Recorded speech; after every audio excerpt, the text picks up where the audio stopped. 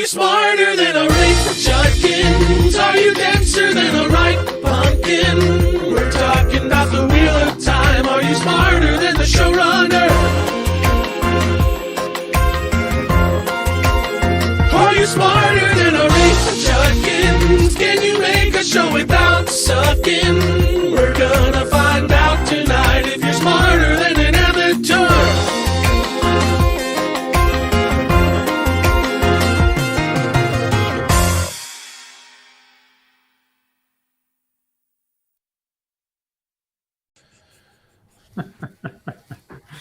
Hello, everyone, and welcome to the game show where the answer is yes.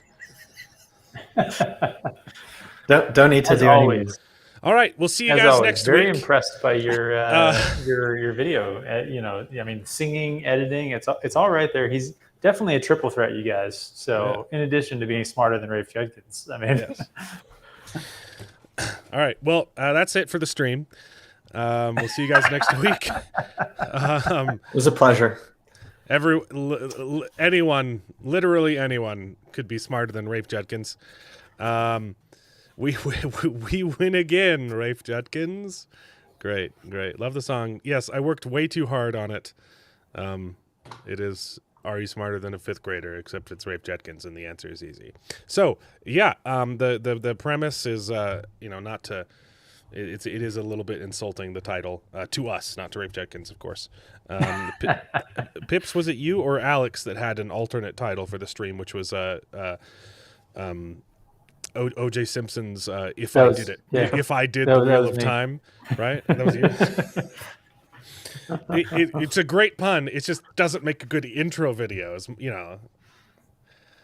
So... I mean, I'm not going to make OJ jokes this early in the morning, so it's okay. All right, all right. so I will make all the OJ jokes. the premise is very simple. I could make it harder, but we are now the showrunners of the Wheel of Time. Did I share the wrong? Hold on. We're the showrunners, and there we go. I don't need audio. There we go. Now you're not seeing my tabs. We are the new showrunners for the Wheel of Time, and we have to make a show map dividing 15 books into 8 seasons, because presumably that was the original announcement, that they would have it a maximum of 8 seasons. And now he's kind of stepped back and said, well, we might have to cut it into 6 seasons. We know they're not getting 4, but Yeah. so if you really want to make it painful, we could do this whole thing and then delete 2 seasons and see if it's even possible to do it in 6. I actually have a 6-season plan. You of do? The Wheel of Time. So, Okay. So let's say I would love to hear it, but let's save it for the end, because that's a good. Can I make a crazy. suggestion right off the bat? I think it's going to save us 1/15. Let's just delete New Spring. What? Okay. Yeah, let's just. I know they didn't on the TV show because there's a lot of stuff from New Spring. Right. But I think we're probably fixing the first major stumbling block we could get, and just take the Moraine book and remove all temptation. Okay. I'm going to, for the sake of having an interesting stream here, I'm going to take off my gauntlets and slap you in the face with them, sir. Over Swan and Marine topless, book accurate from New Spring. No. Okay, fine. That was all the convincing it took me. I guess all of the sapphic romance was not actually necessary, but I mean, somebody had to stand for it. I will say, one of my favorite parts about the entire series is the one scene from New Spring where they talk about how they're going to find the dragon, and their idea is to anyone who had a son born, because we just had a big war, to say thank you. If you had a son, we'll give you a coin, and they have tracking chips in them with the 1 power.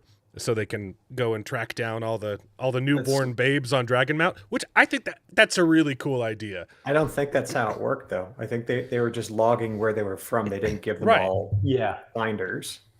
But I still think that's a really smart thing. I really like that part of the books. And if we're certainly better than the show's plan. Yeah. Yes. yeah. Yes. And the other reason I have New Spring on, in case we want to use it, is because if you're talking practically as we got Alex in the house. What's going on, boys? I will just say, like, for practical reasons, it does make sense to cast a big name in the role of Moraine, right? You want a good actor playing Gandalf. And since Moraine has to die, I don't think it's the worst idea to maybe after book 5, she dies in 5, right? Yes. Maybe after book 5, include some flashback stuffs with your big actor. I don't think I would do it. I'm just saying it might not be the worst idea. I honestly think that the Wheel I'm of also Prime, totally okay with deleting New Spring. so the Wheel of Prime, you don't need a big actor in the Moraine role. Unfortunately, with Amazon, how this got made is the Sulkies or whatever approved it because Rafe pitched it as Lady Wizards. Yes. Yeah. And then it's like Lady Wizards, and we got Rosamund Pike a start, and then they say, okay, great. And it doesn't even the biggest problem with the show is that until later on, but yeah. Which is what we're going to talk about today is as a large part of what we can cut. So if I could, and I think you'll agree with this, even with the point you're making about the casting and those considerations. If we were not making an 8-episode, 8-season plan for the Wheel of Time, I think we could have a conversation about how the story from New Spring fits into a 64-episode plan. Or into a longer plan, rather. In the 64-episode cut, it doesn't make the cut. There's going to be some very deep cuts that go into this, and New Spring is I think Dane is right. New Spring is the easy throwaway. Exactly. No, like this is really hard. I did this before with my cousins who've all read the books. It's a painful experience when you're like, oh shoot, like wait, you can't put all of the finales of each book into the series. You have to cut. You have to kill your darlings. And yes, I totally agree. New Spring can go, but it's there so that it can go. Yep. Yeah, I mean, when I've tried doing this before, when you do your pilot, you mention some things from New Spring. In passing conversation, hey, exactly. Why are these two doofuses out here trying to find the Dragon Reborn? Oh, well, you see, back in the day. Maybe mention the coins thing, which is my favorite part. Yeah. But New Spring is just gone. You just toss it. Yep. Right. I agree. Background information could be exposition dropped in places where it makes sense, but the entirety of the book is not going to happen. Yeah. So it's also unfinished, so why would you start it? So there you go. I can't physically delete it. We just won't put it up. Perfect. Kill it. I'd have to like restart the whole thing, but yeah. All right. Yeah, that's great. 5 or 6 minutes of lore stuff that you can sprinkle in. Yeah. I'm gonna ask in the same spirit of like, because I think there's some hurry up offense that could be applied to certain parts of this discussion. Is anyone really gonna oppose that like the Eye of the World should be season 1, and that probably the Great Hunt and the Dragon Reborn should mostly be 2 and 3? Like that we shouldn't really like the first 3 books. I don't think should be the place that you rush the story. Yeah. And I think you can pull in elements and plot lines maybe of later stuff that you could start introducing. But I think the idea of trying to shove books 2 and 3 into one season, I think that was a failure from a conceptual level. I don't think it works. Well, they didn't even pull in So- book 2 or 3 into the second season. That was just Right. Agreed. I'm just saying that But in they theory. build season 2 as being book 2 and 3, and I think that even from a conceptual level, you know that was going to be an absolute cluster. Yeah, I've been thinking about this all night too. I think there are ways you could do it, but I think it makes the show worse. Like logistically, you could merge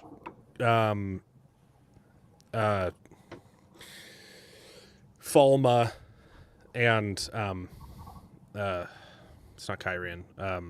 Where's Tyr? Kalendor? Tyr. Tyr. Yeah. You could turn that into one city, have Rand show up to find Kalendor, and also the Aiel and the Shan Chen are there, right? The plot events could maybe be compressed. The character events and that's the the problem. establishing who That's these the characters problem. are cannot. And that's When- that's the reason that I think conceptually was never going to work, was because Yes. the thing that you have to do is you have to really strongly establish your characters and who they are and what their motivations are and where they're going and where they started. You have to really nail that to then trim things later. If you never nail the characters, it doesn't matter what you do with the plot. It'll never make sense. yeah. Exactly. So in essence, that's the yes. yeah. When people say that they're both very similar books because they have a similar ending, They're there's fetch questy. But book 2 is Rand's story, and book 3 is everybody else. Right? There are a lot of characters get their first POVs in the third book, or like Matt gets his first POVs in the third book, and Rand becomes the peripheral character for that third book. Yeah. So even if you're saying, okay, the main events of like a journey across the land and stuff happening, it's happening to different characters.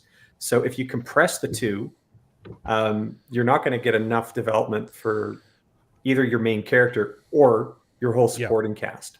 So I'm in agreement. I've always kind of said like the earliest books, it's where you can cut the fewest things. Yes. And if you are cutting particular things, and I was just thinking out loud, Bail Doman's stuff in the second book, because he shows up in an early chapter down in Ilion, then he makes his way to Falma.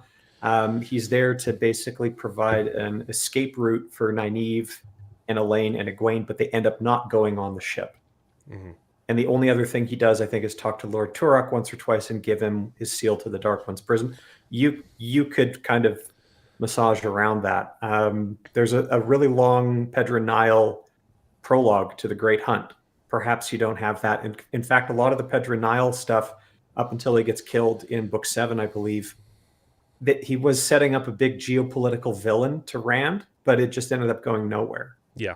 So it's those kinds of plot lines. As much as I love Pedro Nile, you can basically cut him entirely. So okay. So here's my pitch. You combined 3 and 4. You combine Dragon Reborn and Shadow Rising. That's what I was in going to say. season 3. Yeah. If you're going to do this, this has to be Rand's story.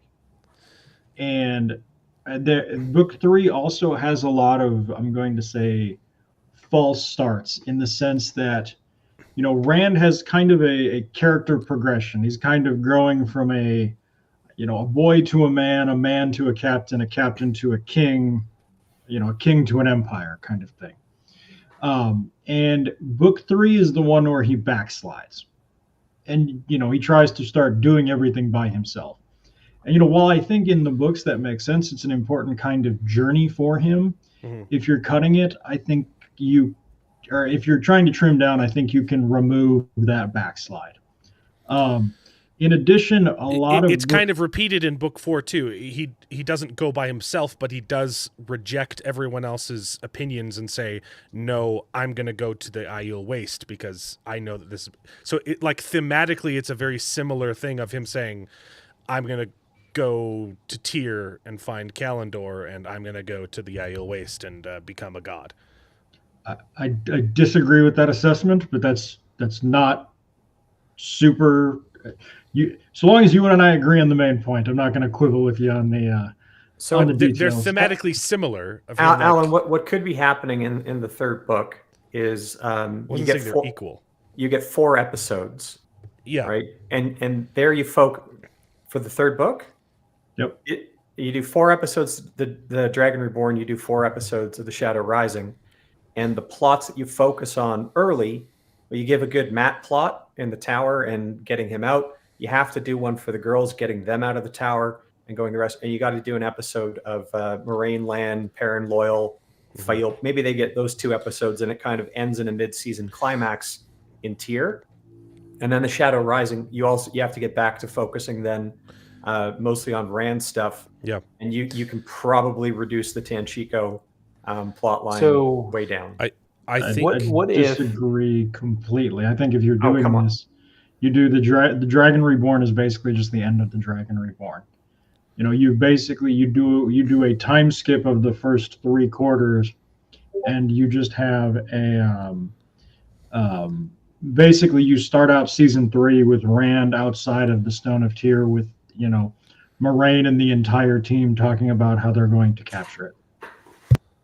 And then episode 2 is them capturing it, and then episodes 3 through 8 are the Shadow Rising. Mark Clark gave us $1.99. Good morning, all. Thanks for joining the stream.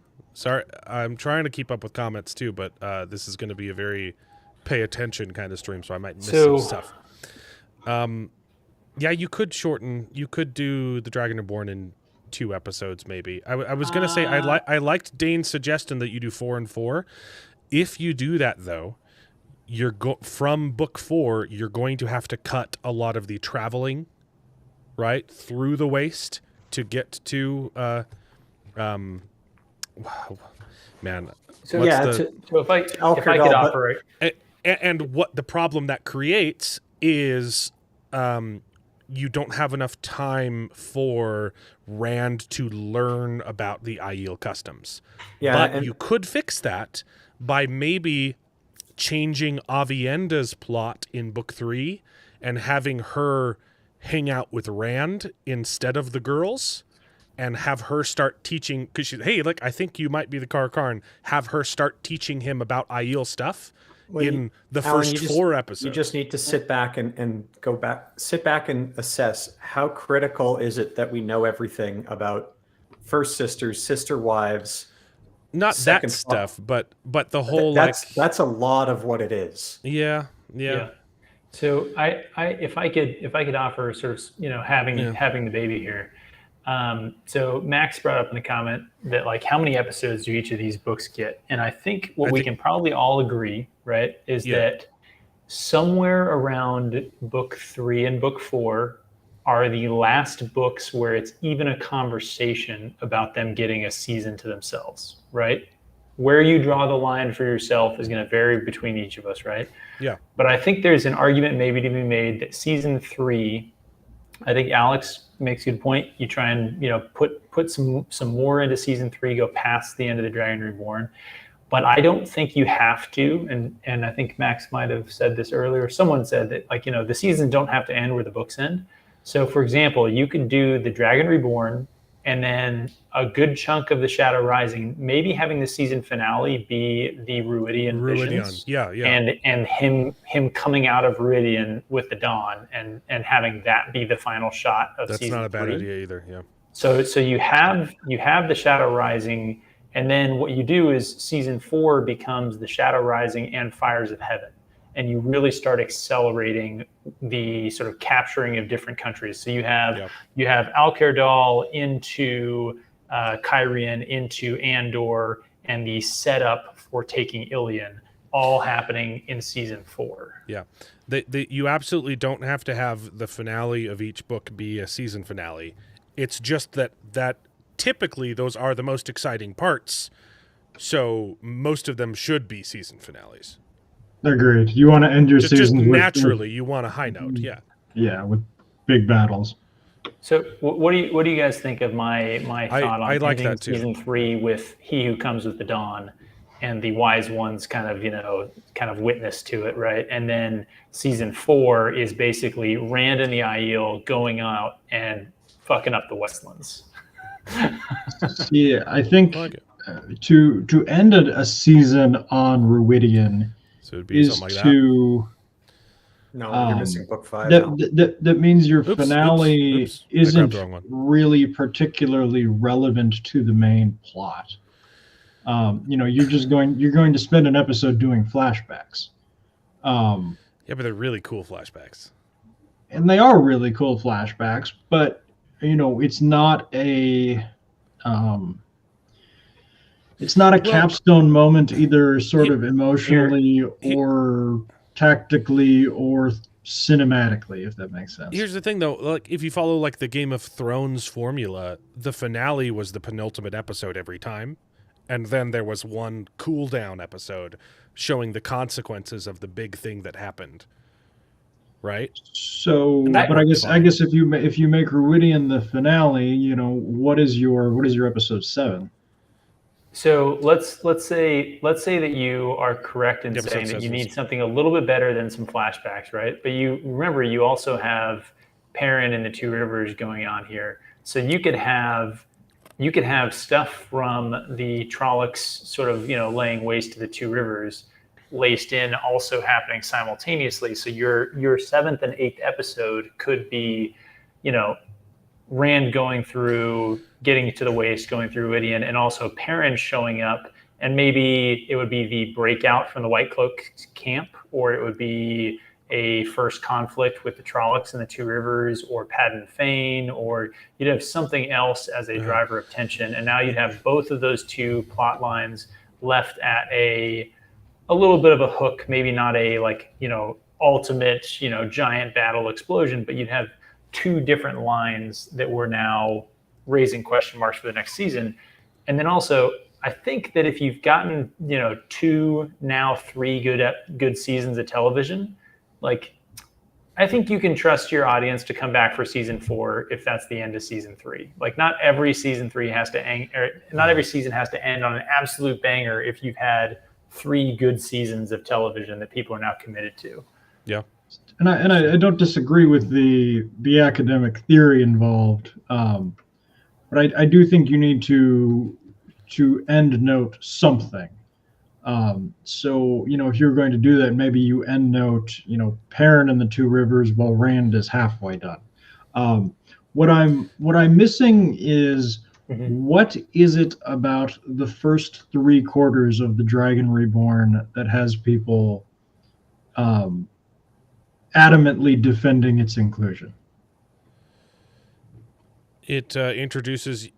It's the first time all the other characters get the spotlight. It basically it makes the girls characters. Before that, they were barely. It also makes Matt a character, and I'm not getting into Matt wasn't a character until book 3. That's not what I'm saying. But it's his main agency storyline though. He's kind of just getting dragged around for 2 books. So while I'm not going to disagree with you that there's some further cutting, and it definitely doesn't need a full season. I agree with you. I think that you could, because I think the Great Hunt actually probably needs maybe more than a season. I think you're probably gonna pull a few things from the Great Hunt forward into season 1, and a few things from the Great Hunt back into season 2. For example, I think the ending of season 1 being some of the stuff in Faldara, where the Gray Man assassination attempt and some things like that. I think you could credibly pull that into season 1 as a hook for there's more going on here. So I think that the lines could move a little bit as just a conversation starter. But I think that putting the Dragon Reborn into 2 episodes, which is basically a one-off movie, I think that cut is way too deep to every character not named Rand. See, I think if you look at the girls in the Great Hunt, I think there's enough for Elaine, Egwene, and Nynaeve to do in the Great Hunt that we're no longer calling them, non-characters. And I also think there's enough for Egwene to do in the Shadow Rising that you've got her covered. Right. What if you shove the girls' plot line from book 3 into season 2? And that's this is a complaint I've heard from new readers about book 3 is that when the Supergirls leave the tower again, the first thing that happens to them is they get kidnapped again. yes. And this time they get rescued by the Aiel, but it seems to be a perennial thing. Egwene is constantly a damsel in distress. Which the I capture don't with the even- bandits would obviously be cut. I'm not saying that, but I hear Alex's point where if you're saying, well, the book 3 is where the periphery characters become central characters and you get some distance from Rand, who's your MC up to here. The main beneficiary of this, in my view, is Matt, probably first and foremost, and Perrin second. Although Perrin is a POV character in the first 2 books, he's not a lead. And I really get the sense, like, as he's going through Gildan and Altara and they go down to Ilion, that's some of the best stuff. With Perrin is now with the Aes Sedai, and he's getting his wolf powers, and he meets Fail.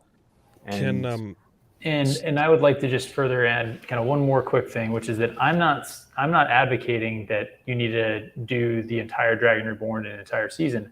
I'm saying that I don't think 2 episodes could do it justice. I think maybe 3 to 4 episodes you could do it justice and get everything you need in there. But then I think that 5 episodes or 4 episodes is not sufficient to do the Shadow Rising either, which is why I think that the Dragon Reborn and the Shadow Rising are probably getting somewhere on the order of 10 episodes between the 2 of them, which means that now I'm looking at the end of season 2 is Rand being declared in Falm, and then season 3 to episode 2 of season 4 is all the way up to, honestly, guys, I think we're quibbling the about gates of Kyrian. Where we divide it up. But I think if we have season 3 and 4 together and we have to cover 3 books worth of materials, I think we're all in agreement on that. We just don't know where the split between the seasons happens. It's got to be somewhere in the Shadow Rising, and it's just a question of if you're going to end on a high.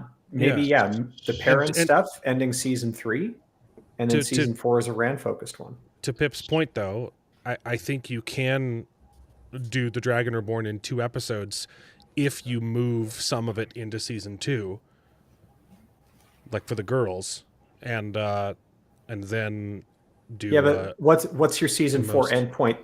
Okay, let's say you do that. Let's say we do some of 3 goes up into 2, and you're pretty much done. 4 goes up into 3.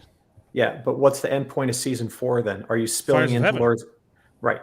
So we're still at the same endpoint. So season 5, we have to start with Lord of Chaos, anyways. Look, Fires of Heaven. Fires of Heaven and Lord of Chaos. The last half of Fires of Heaven is just climax. Like, you don't need to add more to the ending of Fires of Heaven. And you can cut a circus out of it.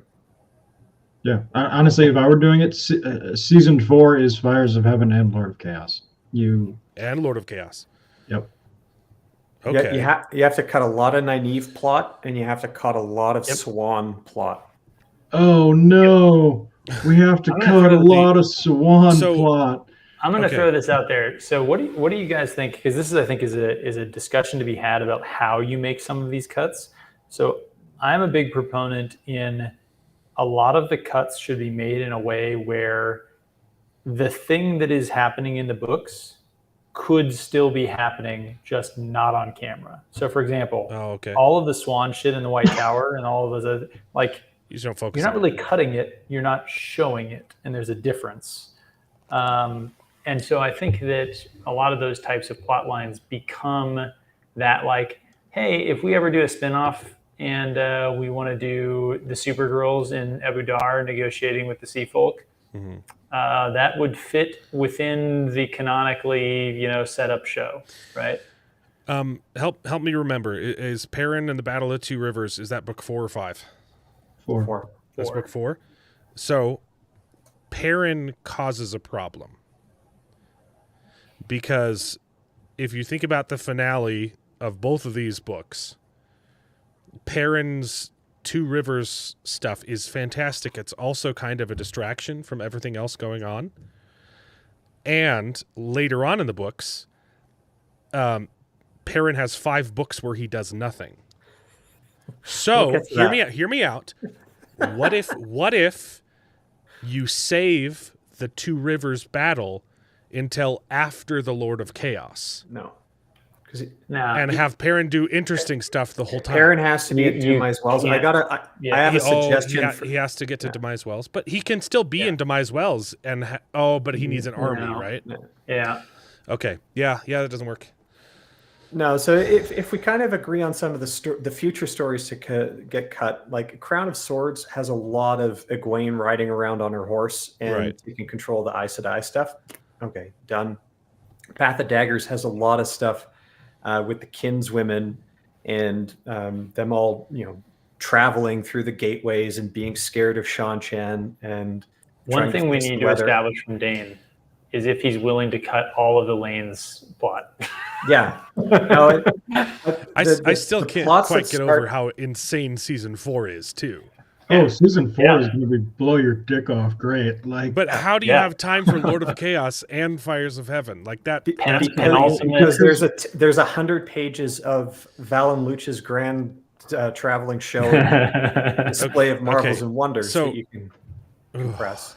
Do we really need to see Elaine tightrope walk? Okay. Was that critical for character development? Do you kill Moraine in like the mid-season finale? Like you kill Robin and Moraine halfway through the season? Yep. I think you could cut more from Lord of Chaos than you could from Fires of Heaven.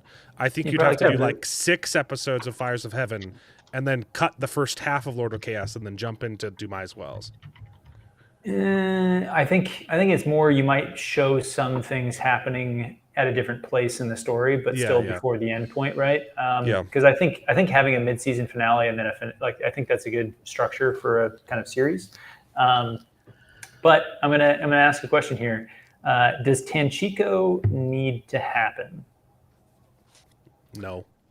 I think you can merge. I think Tanchico. The Tanchico stuff is actually not that much of word count. It's less than you think of the Shadow Rising. I think you could do it in the same place as the Bowl of the Winds, though. Like you could take that plot. It's Bowl kind of of the similar. Winds isn't making it into the TV show. But I'm saying, like they kind of go off and do their own quest 2 times. You could put those into one. Yes, 100% agree. Cut Bowl of the Winds.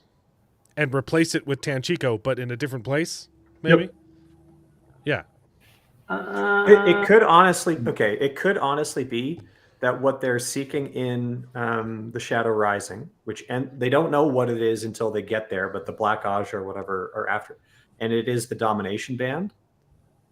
Now, what happens in the books is they give the Domination Band to Egyanin and Doman.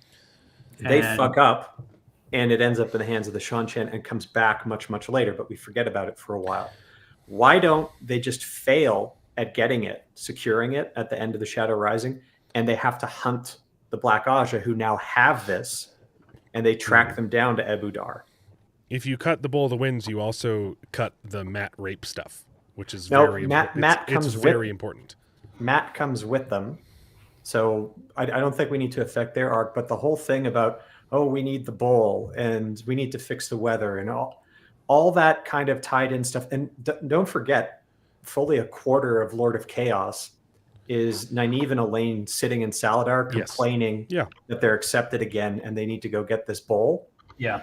You could cut that if you just keep them on their mission. If you're not having them join a circus, you just keep them an urgent thing. Where do we go? We don't know where they are. We need to track them down, have them follow some clues. But the object of their quest is still the domination bands that they're trying to apply to Rand, rather than let's fix climate change. So what if we went even further? I think Mark Clark, thanks for the 199. I think you forgot to leave a comment though. So thanks, I guess. I'll give it a like. Appreciate it, Mark. Does Saladar make it? Yeah, you can't cut Saladar. Tangentially. I think Saladar makes it. I think Ebudar makes it. I think the way we're going, the question rapidly becomes like, do the Shan-Chan make it into the cut after Fallen? And I think that they sort of have to.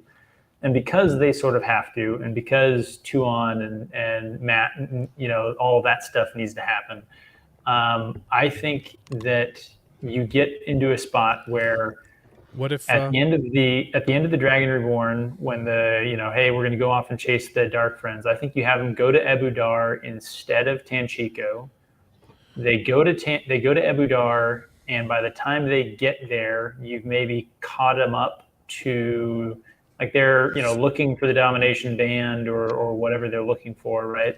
And then all of a sudden, the White Tower collapses and implodes, and they get a message from the sisters in Tanchico or in Ebudar. Mm-hmm. Basically, they go to Saladar, and then they get kicked back there with Matt in tow.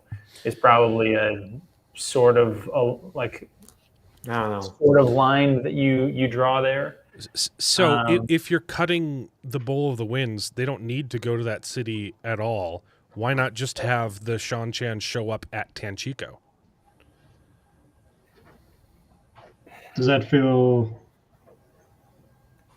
I don't know. I don't think that's the worst idea. We're messing with the timeline. I think the idea behind getting out the Bowl of the Wind is just to cut some of the chapters and the timeline and the discussion. And just cut the sea folk. Just the sea folk just never get shown on camera. That's fair. Yeah, you can cut them. So, in essence, I don't think we're quibbling about moving the books around here, but within these books, I will say I totally agree. It should have 10 episodes, but if we want to be smarter than Rafe Judkins, we only get 8 episodes per season. Yeah, it's the game show. Yeah, but I mean, here's the thing: if you had 2 successful seasons of successfully adapting and were faithful to the books, and you grew the audience, all of a sudden this constraint of 8 seasons and 8 episodes kind of goes away. So, and your original contract was probably only for 3 seasons, anyways. Yeah. So that's where you'd put the most focus on and making. If your 3rd season ends on the Shadow Rising, like, you're getting another season. If you do it well, you'd like to think that, wouldn't you? Oh wait, it's kind of like that's happening right now. Where to start compressing is all those lectures about Aiel culture and whatnot that you're getting from Avienda, about Elaine and Nynaeve buying dresses in Tanchico, but then not getting a sedan chair because that's a waste of money. But you need the toe and the honor stuff because otherwise you're going to get to Ruidion and you're not going to understand what's happening. No, or you use Ruidion to explain it. You just have fucking them talking about toe and Rand going, "What the hell is that?" And then he goes through Ruidion and he goes, "Oh, I get it now." Yeah. Bro, we got the sea folk in the show and there still weren't no boobies, okay? You can also, and I'm just going to throw this out there, you can also, and this might piss some people off, but actually no, I don't think it pisses anyone off because the book literally does this. The first time someone mentions Jiito, you could just maybe, I don't know, call them honor and obligation. And then all of a sudden the concept makes pretty obvious sense. Yeah. I don't know why Rafe Judkins never thought. So somebody says a wise one mentions Jiito. Rand leans over to Avienda and goes, "What's that?" Anyway, what I am now going to suggest, I think we found our ending parts. I think season 4 is going to be an absolute banger. If you you take out the circus, you take out a lot of Saladar, you take out give Swan no dialogue, please. You might have to do some fun Black Tower stuff, but if you have where do you fit the Black Tower in? Well, that also you still keep it, but as in the books, it's kind of in the background a lot. Yeah, maybe start it sooner, like maybe the second he takes Kalendor. But put some seeds of the Black Tower. Season 5, I think you need to end on the Winter's Heart ending. You got to do Crown of Swords, Path of Daggers, and the Winter's Heart ending in your season 5. Okay, so let me refresh. What gets cut from here? I agree. Cut from here, a lot of it's Elaine stuff and her plot that gets cut, and a lot of it is Perrin and the Shido. I do like Elaine's plot, but it's not as important. Yeah, you can still include the big battle and cut all the pregnancy stuff. What you do is you have she doesn't get pregnant until the end of this, but Perrin does not get sent to go get Messima. How would you lay out the books into a TV show with 8 seasons of 8 episodes each? I don't know. So Perrin is not out to go get Messima. We have not addressed Forsaken yet. Perrin becomes the general, or he basically gets roped in to be like steward in Andor.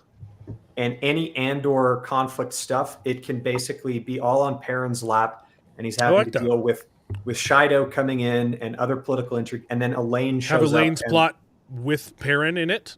That kind of fixes Perrin a little bit. I would actually offer a different take on what you do with Perrin and Elaine. So Elaine, I think you have her receive the Lion Throne, and she says thank you, and now to secure my lineage here, toss a bun in this oven real quick. But the whole notion that like she's going to turn down an already conquered country for reasons like. That's not how monarchies ever worked ever. She was right. So what I'm saying is it wasn't a secured country. Perrin is dealing with problems, right? So a lot of Perrin's problems about is in a war zone with guilt. Like let's say Andor starts going to shit and Perrin is the one who has to deal with it. I don't think that you need to invent a new thing for Perrin to do. I think you send Perrin exactly where you sent him, but instead of encountering the Shan Shan and the White Cloaks and the Shido and the Dragon Sworn and all this stuff, he goes to secure Gildan for the Dragon Reborn, and he runs into Mesima and the Dragon Sworn, and they have a big drag out fight. But he ends up, he secures it, and he gets some good stuff here. But like the Shido should have probably been wiped out already at this point, then getting spread out to be dispersed. Like honestly, whatever. I think what Perrin's arc needs to lack here is the Fail kidnapping. That's the issue. Yes. But if he's Gildan or Andor or around there, that should be kind of his area where he's working on stuff, and it could get tied in with some of the Elaine stuff. But you're right. If Elaine's Andor and Civil War succession arc, we just skip and ignore that, which we should. It compresses so much of this stuff. Yeah. My issue with the Perrin plot, I don't think any of it was a bad plot. It just took 5 books. So I think you can still have Fail get kidnapped, but don't have it last so long. You get 2 episodes of Fail being kidnapped. I think it's a good plot. I think the Aram plot is great. I don't think that you need Fail to get captured. I think you need Fail to be threatened during a battle, and like you can get a lot of the stuff. Yeah, I think. I'm just saying I don't think the kidnapping is what's wrong with that plot. You do it in 2 episodes. She gets kidnapped, and then the next episode is the freeing. Yeah, the Shido stuff could be good if it's only 1 season. Yeah. The Shido stuff I think could be good. I just think that it's one more loose thread, and I think a lot of the part of the story is as you go through, you're looking for loose threads, and you're trying to cut them before they turn into tangles. So we just kill all of the Shido in Lord of Chaos. So the Shido getting wiped out outside the walls of Kyrian is a very clean end to them, and they don't really serve a purpose beyond capturing Fail. And Fail can be captured by the Dragon Sworn, and you can have that. And then honestly, it makes more sense that Aram's plot with the whole Mesima thing, it works well with the fight being between Perrin and Mesima, right? Like so you can start cleaning things as you go without trying to change major like geographic locations and all that kind of stuff. Probably the Dragon just became a member. I thought he already was a member, but he's a member again. So he followed Taylor Napier's advice. He canceled his membership and then he resubscribed because he wants to come on and do this on another day when he can participate. Yeah, for round 2, Steve. And Staplebay makes a great point. I said Walls of Kyrian, Dumai's Well is actually the right place to do it. It could be. You could have a gripping Dumai's Well fight without the Shido in there. It just wouldn't be as grand. But them trying to chase it and just fight off the Aes Sedai. Let's say the Aes Sedai have a bigger army with them. Okay. Right, not just the young ones. We get to kill Galad there, or Gowan there, right? Maybe. Yeah, get rid of Get her done. Okay, we need to accept that after book 6, all non-Rand plot lines are really bad. Some of the Rand plot lines too. So I was actually, Max, as I was reading the summaries of each of these books to try and remind myself what happened. Right. And yeah, my God. Season 5 is tough. Yeah. So what are the finales? The Crown of Swords ends with the Shatter Samael- Logoth fight, right? Yep. That's a pretty good fight scene. The early part of the Samael- season needs to be taking over Ilion, right? Which is Rand comes out of Lord of Chaos and he's ready to rock and roll, and fuck it, let's do our plan. Let's go, and you conquer Ilion really quick. But then Path of Daggers is Path happening. of Daggers is Fighting the Shan-Chan, so they arrived. He accidentally kills a whole bunch of his own troops with Kalendor, and then gets betrayed by some Black Tower folks, right? That's the finale. That's the finale, yeah. I never really liked the finale of Path of Daggers. It kind of it kind of felt like it was less important than other books. And then Winter's Heart is Winter's Heart's the cleansing. It's 33 chapters of almost nothing happening, and then the cleansing in the last chapter. Okay. And there's it's Winter's Heart and Crossroads of Twilight that take place simultaneously, right? Crossroads of Twilight, I think, is almost like New Spring, and you might just want to take it off. Okay. What's the finale of Crossroads of Twilight? That's Egwene falls in the water and gets taken at the tower. She gets kidnapped, and Matt gets married. Matt hunts down a Suldam who is going to betray them. Oh yeah, there really is no finale to Crossroads of Twilight, right? Yeah. No. So you could okay, sorry. If I could kind of lay down what I think the plot of season 5 becomes, right? So if season 4 is you end with Dumai's Well, right? Which means that all of your players are like kind of together. You have at this point you have the girls in Saladar, and you have Matt getting sent out to them as well, right? Maybe you've already moved them onto Ebu Dar, and you have Rand and Perrin in Dumai's Well, and okay. Now season 6, I think you have Rand go to capture Ilion. You have Rand order Perrin to go secure Gildan and Altara, and just go into the woods over there and shake the trees and find me some followers, right? And then you have Rand basically steamrolling through Ilion and immediately going on to smack the Shan-Chan, right? Mm-hmm. And then he experiences the effects of his increasing, channeling sickness and things like this at this point, and comes to the realization that he has to deal with Sideen's taint before he thought otherwise possible. And you have him pivot to, I need to stop conquering the world and I need to fix this problem, right? Is kind of the overall arc of season 5. And it ends with the showdown against all of the Forsaken and the cleansing in Shatter Logoth, right? And I think that's basically the threat. It's going to be an incredibly Rand-centric season, despite it being not a Rand-centric set of books, because I think that you're basically going to have, like, between season 4 and season 6, not a lot of other people are going to be doing a whole lot, other than that Elaine is going to be in charge of Andor now at the end of Lord of Chaos, and is going to still be doing that, I guess. Egwene is going to be, you'll probably throw some scenes with her and the other girls, like what they're doing to like remind people of what's going on. And then season 6 becomes a lot less Rand and a lot more other people, kind of like whichever the two books Martin did, where he like kind of split the POVs, but they happened somewhat simultaneously. That would be almost the effect that I think you get seasons 5 and season 6. Does that seem reasonable to you guys in terms of how to try and skin it? But see, I'm tempted to agree. I think you're right. I think you have to. Season 5 is really the tough one to crack, because the question, gun to your head, you have to ask is, do the Shan-Chan come back? Yes. What you cut out of this are the Pivara, Elida, Black Aja Hunter stuff. You cut a lot of the tower, especially the Ramonda, Lelaine, Egwene drama.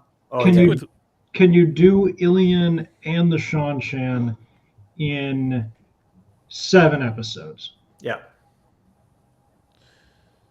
You think you have? I could speed that season 5 as we have it right there. Crown of Swords, Path of Daggers, Winter's Heart. I could speed run that if you focus on Rand. Mm-hmm. That's the thing, is that I think if you pictured in your mind, you have 4 movies to tell the story of what Rand does from Dumai's well to cleansing the taint. Yeah, you know, when you put it like that, yeah, I don't know. It's hard to. I suppose I never really. That's a good point. You'd almost have to do it simultaneously. That he's trying to figure out what does he want to deal with. Does he want to deal with Samael or does he want to deal with the Shan-Shan? I agree. Yeah. I think that you. Plus, what happens with the Shan-Shan and the in Kalendor, it's like there's something important about that, right? Because Kalendor is really important to the end of it, and if he's using it, it's not working right. It's hurting him, and what he does is so like insane, and it's like going to bring him back to loose there, and that's like something that needs to go in there too. That could be like the kind of culmination of season 5, because if you're looking at an 8-season arc, that's sort of like your act, like your middle of act 2. So the question that I think to build off of that, do you do Kalendor self-destruct first and then the cleansing, or do you do the cleansing and then Kalendor? You could time jump between the ending of Lord of Chaos and Crown of Swords. You could just start the season off with, hey, we've been our armies have been marching for a whole time. The first episode could be Kalendor exploding. I just think it's a good thing because it sets the stakes up for a lot of what's going on. You could just skip skip right to the end of Crown of Swords. Look, there are a heck of a lot of chapters in Crown of Swords, Path of Daggers, Winter's Heart that are not focused on Rand. Yeah, I keep the Matt stuff. Matt is not in Path of Daggers. He's doing his escape from Ebudar in a lot of Winter's Heart. Yeah, but if we're definitely trimming down the Egwene stuff, if we're trimming down the Elaine stuff, and Fael never got kidnapped, and these are not long books, right? You add the word counts together of those 3 books, and it's probably less than what we have up on season 4 with Winter's Heart and Lord of Chaos. Okay, I think. So here's a question for you guys. If you had to do the 64 episode plan, who are the actual main characters? Like, who are the people who are going to get substantial on-screen propelling the plot time? Because Maxim. I gotta think that it is a lot. Are you stupid? It's Maxim. Maxim I and think Spawn. I think that it's not the Emmons Field 5 plus Elaine. I think it is the Emmons Field 4 with Egwene being kind of hind tit on that formula. That, like, she's going to be there because you need the White Tower to fall and then come back again, and you need her to, be there. Right. So, like, it's really the 3 boys, and this is why, if we wanted to, brief aside, this is why they were never going to actually tell this story, because any analysis of the books of what is the main plot of this, it comes down to it's the 3 Taviran, obviously. Yeah, I was going to say, I think we need to add, because this plot all is working for me for, like, Rand and the boys, but then where do you put in Siwan getting deposed? Not important. And where do you put in Egwene becoming You hear that Seat? it happens. You hear that it happens. That's, So I think you legitimately just skip the Egwene in servitude at the tower. I think you just set it up as, she just says, you can't expel me for something that I did isn't accepted, but I demand to take the test now. She passes, she basically becomes an Aes Sedai, and she sort of does all that without the drudgery. Or like what you do is, we were just watching Rome, and we just were at the point where Caesar's vastly outnumbered army defeated Pompey in Greece, and we don't see the battle at all. We just see the aftermath. So you don't need to, if you kind of set up that there's problems, you don't need to show everything. You could include it, but it's just maybe some short scenes. I feel like Elaine becoming Amerlin's seat, though, is pretty big plot point. I don't think we said that. What? Elaine? Egwene, sorry. Okay. Egwene becoming Amerlin's seat. And I think Swan's deposition is really cool too. And if you're gonna have the Shan-Chan attack the White Tower, which I would not want to cut that. I want to see Elida get picked up by a dragon. All right, but like how do you cut that? Critical question for season 5: does Cadsuane even exist? No. Fuck no. Robert Jordan fucking dropped the ball on that one. That character, that payoff, whatever the fuck that was supposed to be. No, Cadsuane doesn't exist. Out of here. No. So if we want to move on and just get onto our season 6, I think Crossroads of Twilight, you can probably trim that down so that it's an episode. Just a couple, some Matt stuff. Maybe even just take it off the whole chart, and then season 6 becomes Knife of Dreams and Gathering Storm. Like half of. I'm trying to think of what actual stuff happens in Crossroads of the Twilight that is not just seeing the. It's mostly just cleansing Matt from the other perspective, Tuon, right? And it's a little bit of Matt and Tuon kind of on the road out of Abu Dar, but not the best parts. The best parts are in Knife of Dreams. You can do that as a traveling montage with a voiceover. I agree with you. I think that it's probably at most 2 episodes in season 6. I would agree with that. So I will say you guys did make me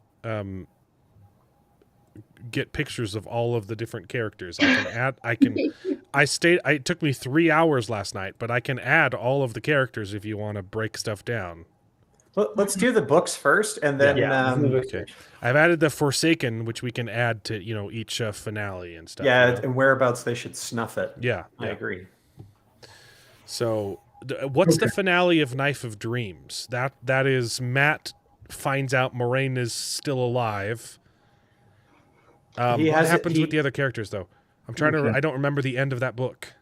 Perrin actually has his battle against the Shadow. Right. The Perrin stuff finally happens. Okay. And Matt has his battle, so he runs his campaign to basically get through the Narrows, through the mountains. So he has to lure the Shan-Chan army out. And that's when the Egwene plot ends, too, and now she's finally in charge? No, that's Gathering Storm? That's Gathering Storm. Okay. So she's the prisoner inside the tower. Yeah, she gets honey put in her tea by the other novices, and that's and she realizes she likes getting spanked. There's a lot of spanking in Knife of Dreams. And Knife of Dreams is the Shan-Chan attack the White Tower, right? No. That's Gathering Storm. That's Gathering Storm too? Yeah. I remember when I read it, I loved Knife of Dreams, but now I can't remember anything about it. Knife of Mainly Dreams. because you loved embers falling on dry grass. Yep. So Knife of Dreams. I've got the wiki up. It is, they have the battle at the house where you get the death case, where Luz Theron takes control, and Logain has wow, that was a dope ass weave. I'm gonna see if I can do it. You get the Ogiers putting the long handles on their axe. You get Semirog meeting with Tuon. Then is Knife of Dreams the choking out Min? No, it's Gathering Storm Knife too. Knife of Dreams and Staple Bill's right here. This is when Rand loses his hand. Oh, okay. Semirog lured him into a meeting. Okay, that happens as well. Yep. So the cover of Gathering Storm. So you could easily start Gathering Storm and do Knife of Dreams together. Yeah, and in all fairness, the ending of your season 6 could be when Rand balefires Semirog. Oh, okay. Yeah, that's a good ending. That's a good oh crap, is Rand gonna go dark? And then that's resolved in the next season. And some of the stuff, if we're talking about cutting Cadsuane, perhaps you give a lot of that to Nynaeve. And it could be to make it even more drama. All the conflict or whatever between Rand and Cadsuane about you're banished, or do you believe that if I just willed your life or your heart to stop beating, that it wouldn't happen? Give that to Nynaeve. Ooh, I like that. Then that works. That's super Darth Rand. That's worse. Yeah. If he's saying that stuff to Nynaeve, then you're like, oh crap, is Rand gone? And then Nynaeve's plan is to bring Tam back. I really like that. Just use it, use it on another stupid Aes Sedai to say that. No, that's really good. if Rand is then the one, Nynaeve is then the one to bring Rand back from the brink via Tam. Yeah, that also that makes her character better too. I like that. Yeah, maybe. No, I think you. I wouldn't have her do I wouldn't have I, Rand saying that. I just cut it. Or you use it on Semirog or somebody like that. That's too dark to hit Nynaeve with. You need to use that on an actual villain. But I do think there is a this season 6 is where I think you have to start considering putting in new material. I think you have to start considering doing something more with the Black Tower. I think you need to start the Black Tower way sooner. So you are getting into exactly what I wanted to ask, which was, do you make Tama and Dread a thing? Yes. Yes. At 100%. I think you do. Do it. I think you do too. Yeah. Well, because see, I have Mazrim Time. Put it up there, man. You clearly want to use your characteristics. You can go ahead. I'm going with the whole thing. Like, okay, so if I'm just saying. I also got the reincarnations. So I've got Moradin and sexy Balthamol and Mazrim Taim, who he becomes a Forsaken by the end of the book, or he's in almost one at the end, whatever. According to Sanderson. And the reincarnation of this guy, is that Agenor? Agenor? I don't remember his name. Bathsheba? No, that's not right. Bathsheba was the guy's name, right? Yeah. That was him. Yes. But I think just for the last 3 books, I'm the least familiar with these. But if you have plenty of Gathering Storm and Towers of Midnight to do season 7, I could see that. I would not have Hinderstarp or whatever that whole. Hinderstrap is retarded.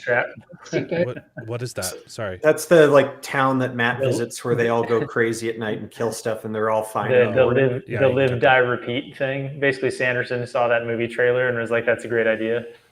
Yeah, I get rid of all of the Sandersons. Just do it. I would do the Commander as a thing and focus on Logan too. So Androl. Androl is fucking gone. Oh, yeah, what? Absolutely. I thought we wanted more Black Tower stuff. Yeah, give it to Logain. Also, yeah, I know. Also, Logain. Spaced Oyster, no. The Sharans do not make the cut. No, Sharans. Sharans. I forgot who those were. That's the whole other side of the continent, but when Demandred shows up in the books, he's now Bao the Willed. He's got their power. He's got them as an army. Wasn't some bullshit name that Sanderson was like, oh, I like this fan, so we're going to name this thing after him, which is retarded. Yeah, I think if you're doing Mazrim Time is Demandred, then you don't even need that other Demandred. Exactly. Plot you just have the Black Tower as Dreadlords and the Trolloc Hordes. Yeah, I love that. Okay. Mm-hmm. So does 6 feel light to anybody else? No, well, it's 6. 6 is going to have Gathering Storm in it too. So no, I feel because I think that there's going to be some stuff that is not Rand in season 5 that you're going to pull forward into season 6. Yeah. Yeah. I think this is a pretty basically good spread. season 6 is going to be all of Egwene's Wait, is this symmetrical? shit. Look at that. Yeah, it's kind of the inverse of the word counts of the books almost. I'm not kidding. Season 6 looks like it's or season 5, sorry, because it has 3 books, but those are some of the shortest books. They are. Mm-hmm. I'm looking at 6, and because Crossroads might as well not even be there. So it's really just Knife of Dreams. And plus all half the of Gathering Storm. Some of it, not maybe a quarter, maybe half. But it's also you're all the non-Rand or most of the non-Rand and Matt stuff. Yeah. From Crown of Swords, Path of Daggers, Winter's Heart. Throw it into season 6. So a lot of Shan-Chan stuff and a lot of Egwene stuff. Even if you take Egwene's plot and you're basically her plot becomes she shows up to Saladar, she gets made Amerlin. She shows them how to travel. They take the army all the way up to the walls of Tar-Valon. They start their siege. She goes on an ill-advised raid in the middle of the night and becomes a captive. Mm-hmm. And then is inside the system for a while. They have the strike on the White Tower. What's the finale of season 6 though? Where does that end? The Shanshan attack the White Tower. The White Tower. Semirhage getting bail fired.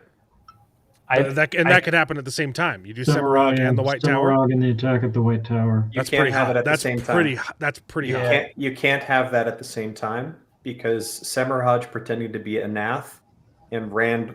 So Rand needs to basically still ask for a meeting after losing his hand. And then he has that confrontation with Tuon. And that's what convinces Tuon to do the raid on the Marath Damani Tower. So those two events cannot happen simultaneously. There needs to be enough of a split.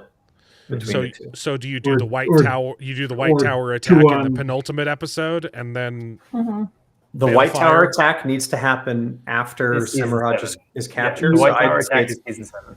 There's no reason you could not have Tuon attack the White Tower for some other reason. True enough, but I'd say I'd keep the attack on the White Tower early in season 7, finish season 7 with Moiraine's rescue. Yeah. Yeah, that could work. Does Moiraine get rescued?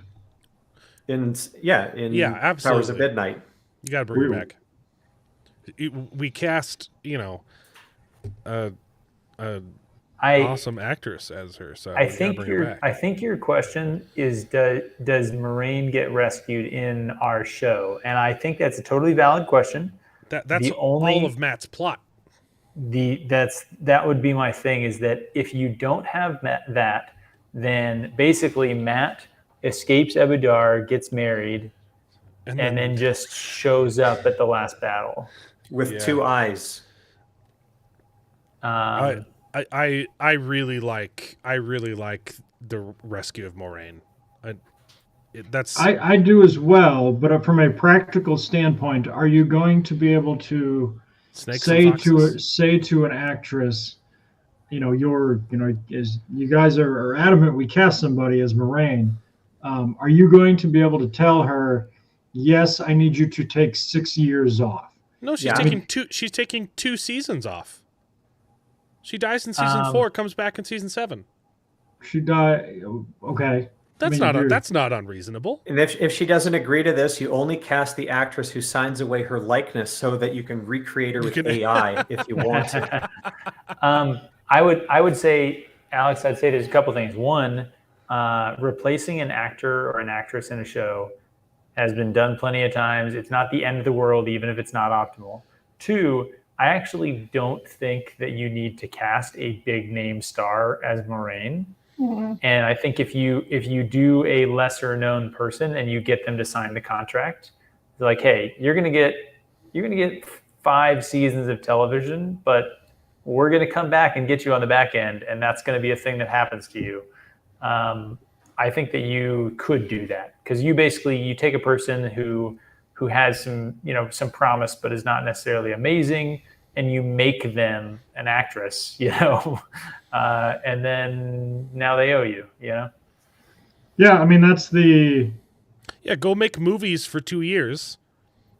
Come back. Or if you're a big studio, you put them in another project. You say, look, listen, we are buying you for 10 years, and we're going to give you this show for this, and then we're going to, now that we've developed you and you have a following, we're going to give you this other show for 2 years, and then you'll come back. Or no. Problem solved. No. Problem solved. No. Problem solved. No. Yeah. Wait. I have a question. Right. I have a question. Is there Got 2 seasons of New Spring. Is there a way we could No. Is there some reason Matt could be going to the Tower of Dingy instead of saving? Sorry, I didn't hear. There's enough that Matt does in Towers of Midnight that can get cut, because it's filler and waste, like Hinderstarp, like him going around being Mr. Crimson in Camelin. His whole argument with Varen about I ain't gonna read your letter, but I gotta stay in Camelin for a month, that kind of shit. You can all just cut Elaine being a bitch. Yeah, no, I was asking, is there another reason that Matt could do the Tower of Genie Genji thing or whatever. Genji. Genji. Okay, I'm saying it wrong. Genji. Is there something else that he could need to get or do something that isn't saving Moraine? Because I agree, Moraine after she gets saved, she doesn't really have much of a role in the story. What I think something's wrong with Mark's computer. He keeps super chatting with no comments, or maybe he's just trying to make sure that we reach our super chat goal. We've been hacked, so that Steve has to come on and do this. Or what if Rand's retreat from Darth Rand and his comeback to the light essentially is the thing that Moraine coming back does directly. It helps with that anyways, because that helps him get over his. Okay, his so what causes it in the books? It's him almost killing his dad, right? And almost killing his dad, running away and crying, sorting out his emotions on the mountain, right? Yeah, Veins of Gold. It's wonderful. It is wonderful. That is wonderful. But Moraine's two functions are to have someone come back for Rand, which is important to him. But also, she convinces everybody at the conference before the last battle about what needs to happen, and it's particularly Egwene, being the stuck-up bitch that she is, that needs to get put in her place. Being like, the White Tower breaks and bends knee to the Forgotten Sign. Staple was you need to pretty acquiesce upset to what about the this dragon conversation. Wants. What? Staple doesn't want us to change anything about Veins of Gold. I'm saying you don't. So I'm with him on that. You don't change Veins of Gold. Moraine can will still be an object of rescue. Like all that stuff is fine. And the practical implication of getting an actress to come back after she was gone for a while, I don't care. I'd only hire the actress who agrees in writing to do that up front if I'm doing the show. 2 years. I think really not. The far more compelling argument is you can just recast her. Who cares? Yeah, I wouldn't even look at that as a problem. I'm just going to put it. I know you put these parameters on us, Alan, because we need to be smarter than Rafe Judkins. Right. But I would not do a live action adaptation to begin with. I would say that it would have to be animated, because this whole story takes into a span of like 2.5 years. Yeah. Even an 8-season thing, I could see. They're going to be 8 years older, and we're already fucking seeing it in the show that we have. Like, Patton Fane's got white hair, so does Eamon Valda now. And here's the solution to that. Matt's little sisters from season 1 are like full-blown teenagers now. Crying out loud. Here's the solution to that. You invest Rings of Power money into this. You throw $500 million. You film it all sequentially. You film 8 seasons like they did Lord of the Rings. That's nutty. That's how you do it. Back in the day, Rafe Judkins. Not only Star Trek used to get like 24 episodes a season. You need to be richer. Right? You need to be richer than. Are you smarter than Rafe Judkins? Are you richer than Elon Musk? Why don't we just use the ChatGPT Studio Ghibli filter? I think you could do it in chunks, like you film 3 seasons and then another 3 seasons and then the last 2, because you do want them to age a little bit, right? If I could make one kind of counterpoint to the aging problem. The aging problem is a thing that happens when you cast a bunch of middle-aged actors and actresses. Yeah. If you had picked a bunch of 20-year-olds with a decent makeup department look pretty similar to 30-year-olds. Uh-huh. You have 20-year-olds playing high schoolers all the time, right? To be fair, I think Egwene and like Perrin look like different than they did. Way different. Well, in fairness, mostly that's because Perrin grew a fro, but and he's he's getting fat.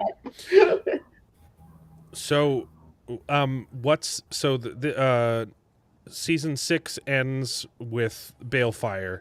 Season 7, do you put off Veins of Gold? No. Till the finale? No, you can't. No. You do it mid-season? Yep. You do it as a mid-season. Yeah, that works. Climax. Yeah. Because the entire point is to juxtapose. So you spend all of season 6 saying, "Holy crap, is Rand gone?" And then halfway through season 7. Okay, I like it. That's enough time. As long as we all agree that the cover of a Memory Light is just a placeholder in season 8, because almost nothing that Sanderson wrote in A Memory of Light makes it to the scene or to the screen. It's just all the fighting, right?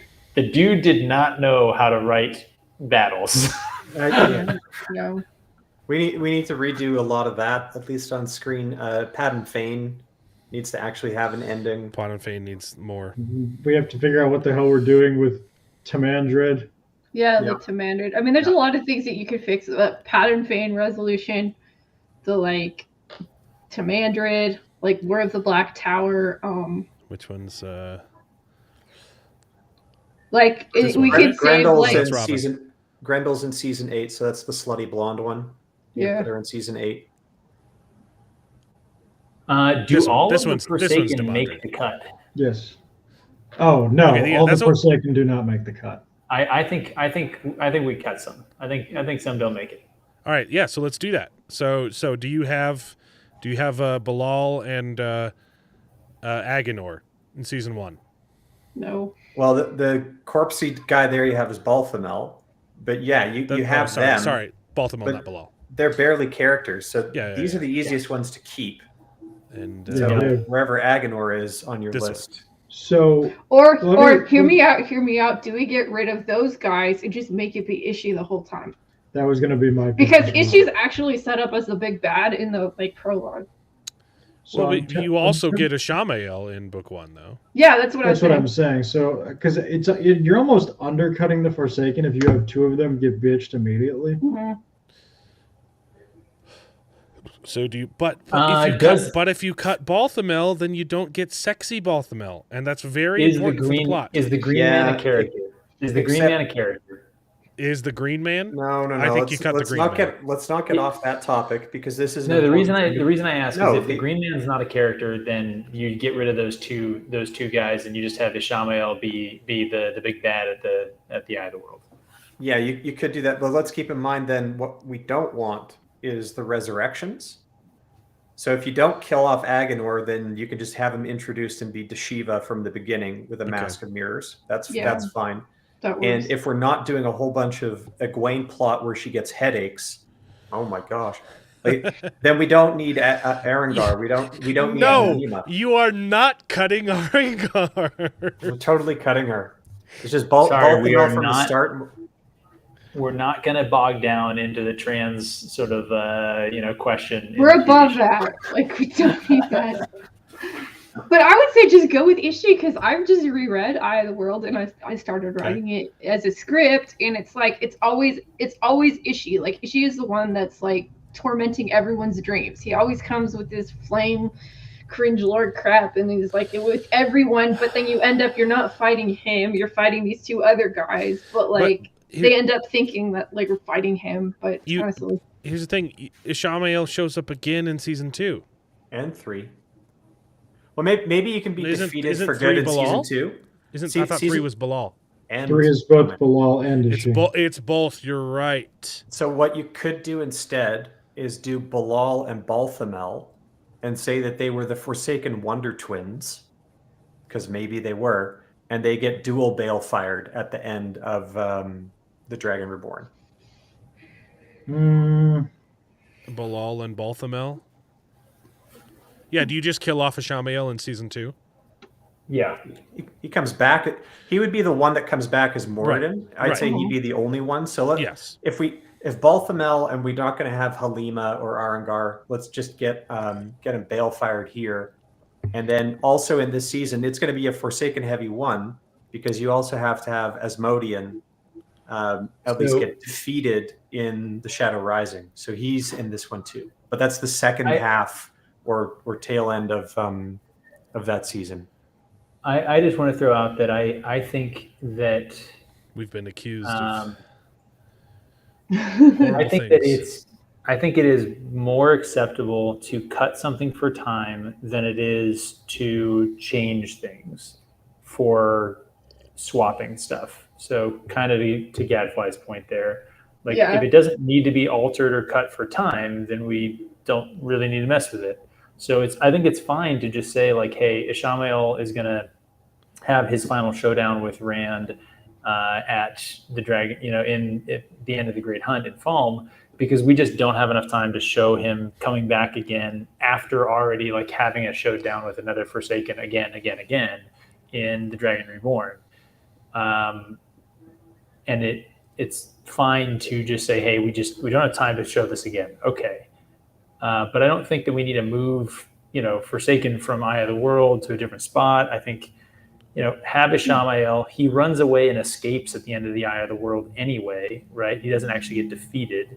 And then he comes back in the Great Hunt and he gets defeated. And then season 3, you have Belal who gets fought, and then you have Lanfear and Asmodean in the Shadow Rising, right? Why are they keeping both Bilal and the other one? Yeah, why do we even? Why wouldn't you just have Rand and Moraine team up to fight one Forsaken? I agree. There should only be one Forsaken in the Stone of Tyr. It's just Bilal. Okay, so Ishamael just doesn't show up in season 3. Like I said, I think that it makes more sense to just say, look, we have to make cuts for time. Yeah, the third showdown is going to be cut for time. We don't need to change the stuff. But you do cut Agenor and Balthamel from season 1. I don't think that you have to. I think that you could have Ishamael show up with the two of them, and he tells Moraine, and those two go deal with Moraine, and him and Rand face off. If you want, though, I think again that could be a cut for time. You're just saying, nah, Ishamael is going to show up. He's going to dispatch everyone. Rand's going to run away, and then he's going to catch him. They're going to have their fight. Rand's going to defeat him and chase him off.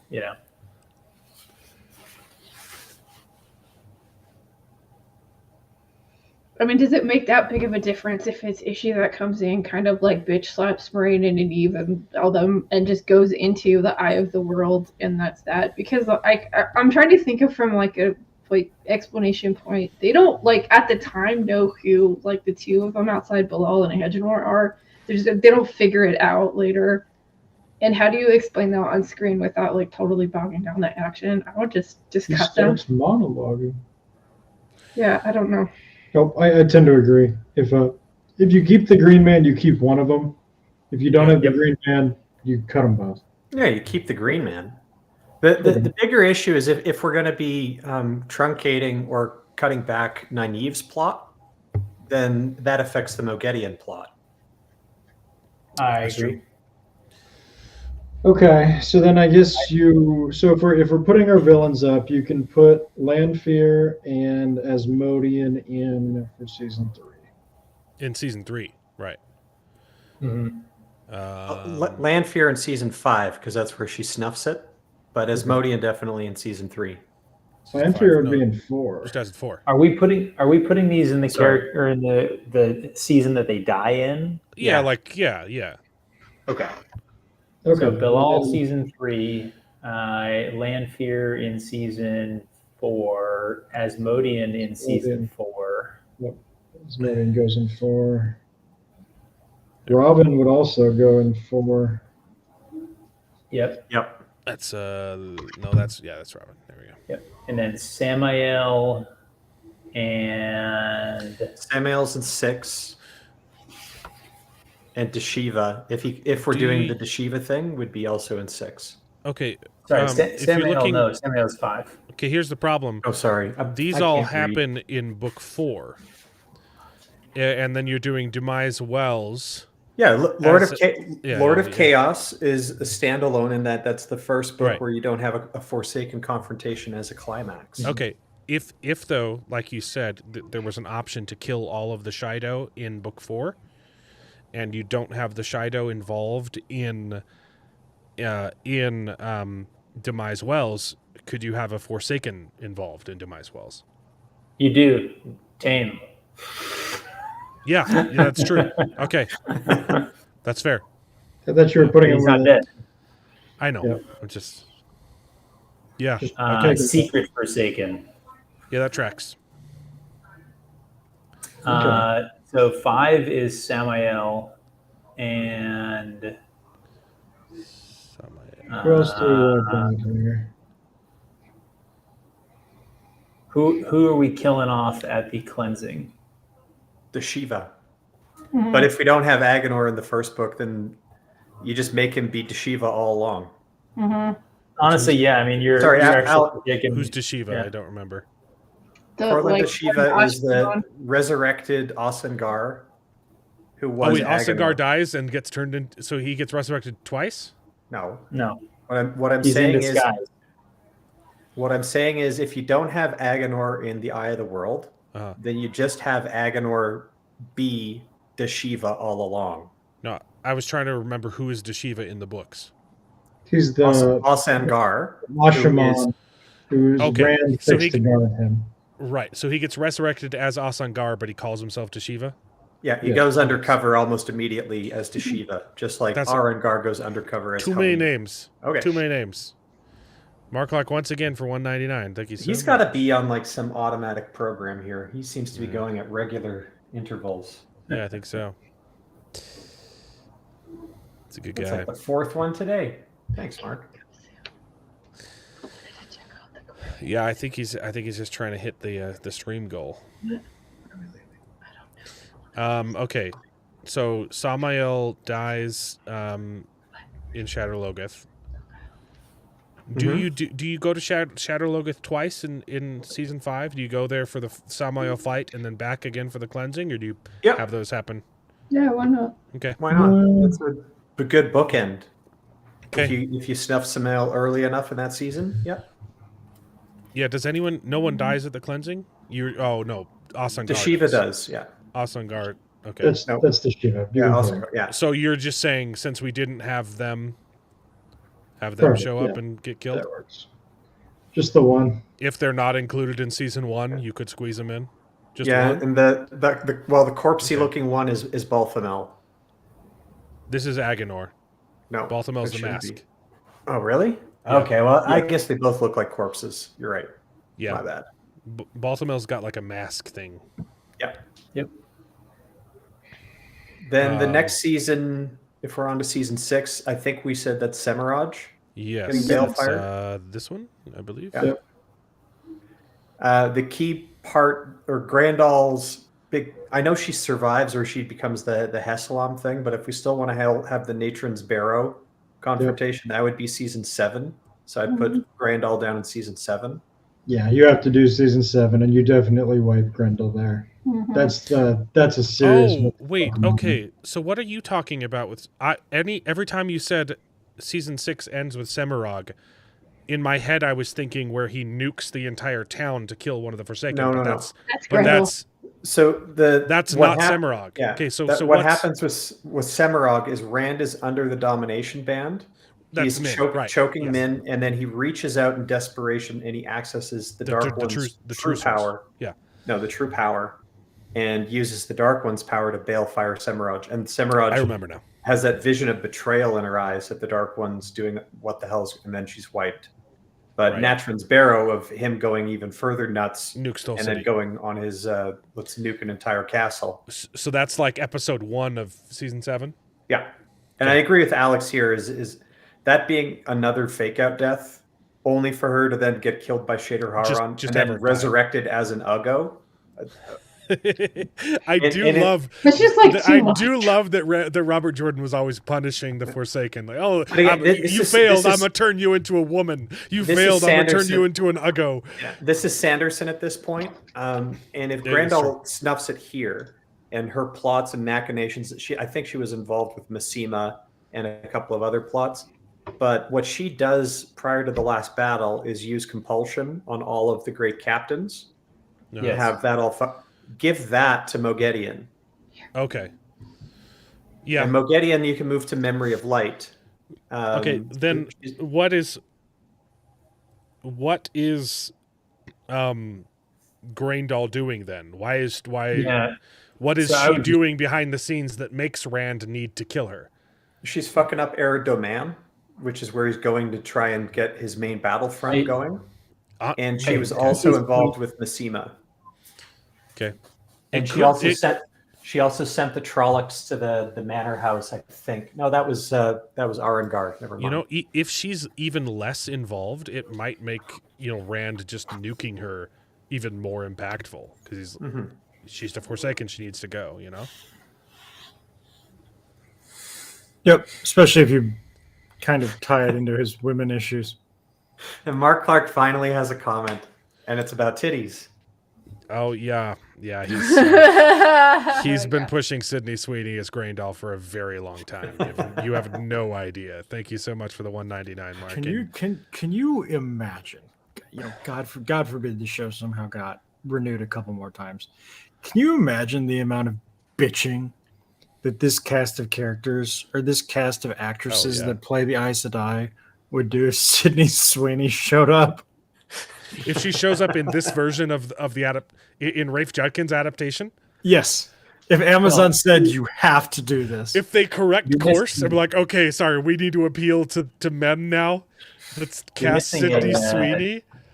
You're missing the actual thing that would happen, which would be in the show's adaptation of the Forsaken. It would just be House Salam the whole time. Yep.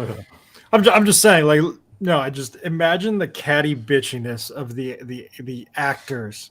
If Jeff Bezos said, this show now needs to make money, cast some fucking titties, Rosamund Pike might actually melt down.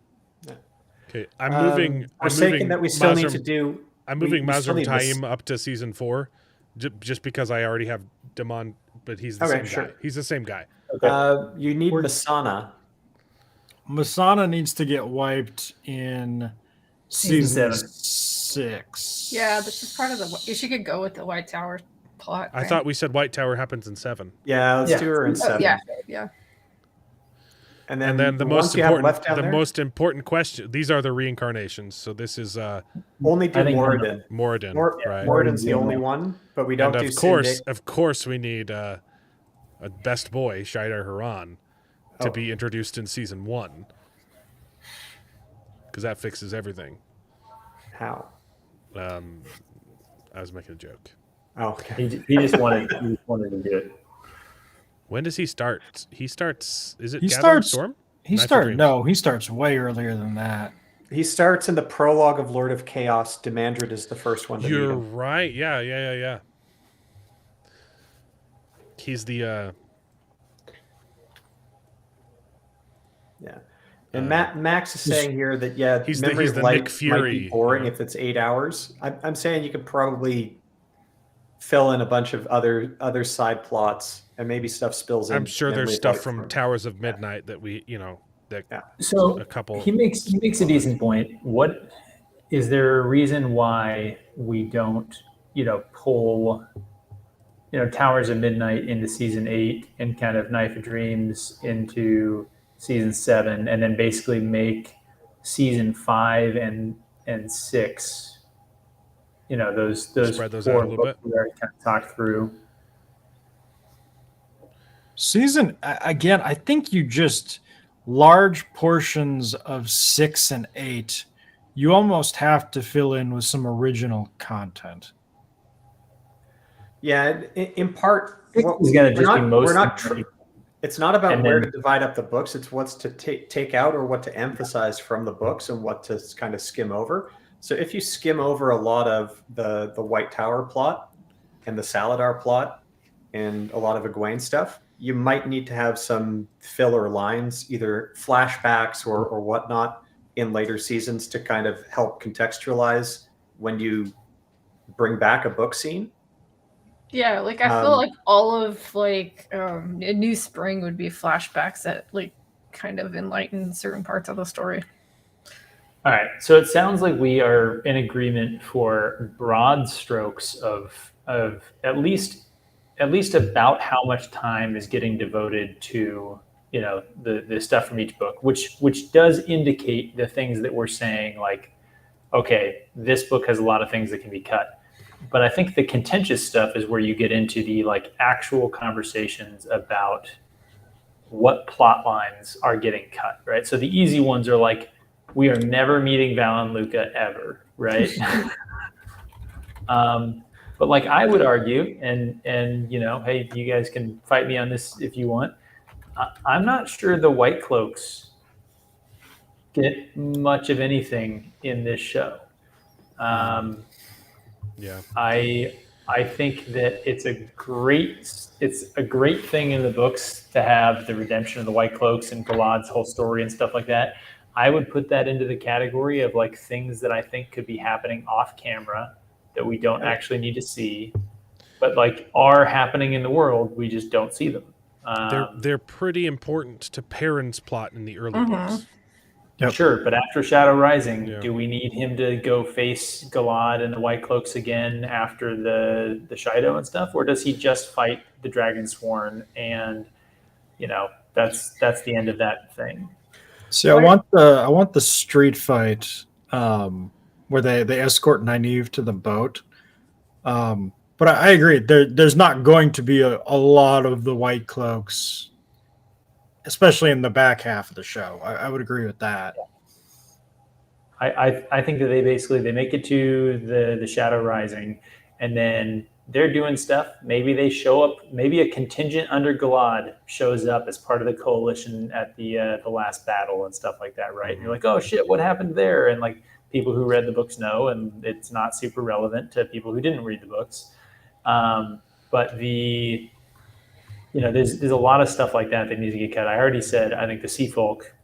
You never show the Sea Folk on camera. I think the kin. You can hear about them in the background, but the kin, the Vandine, Adelaus, and which one of Cerethia, Marililla, or Cariana is a dark friend can probably go. Elaine consistently being an idiot and trying to get herself killed. That could get truncated. The issue is at the end of the day, if you're going to truncate this or compress it down, you need to pick your main characters first. Right. And stick to them.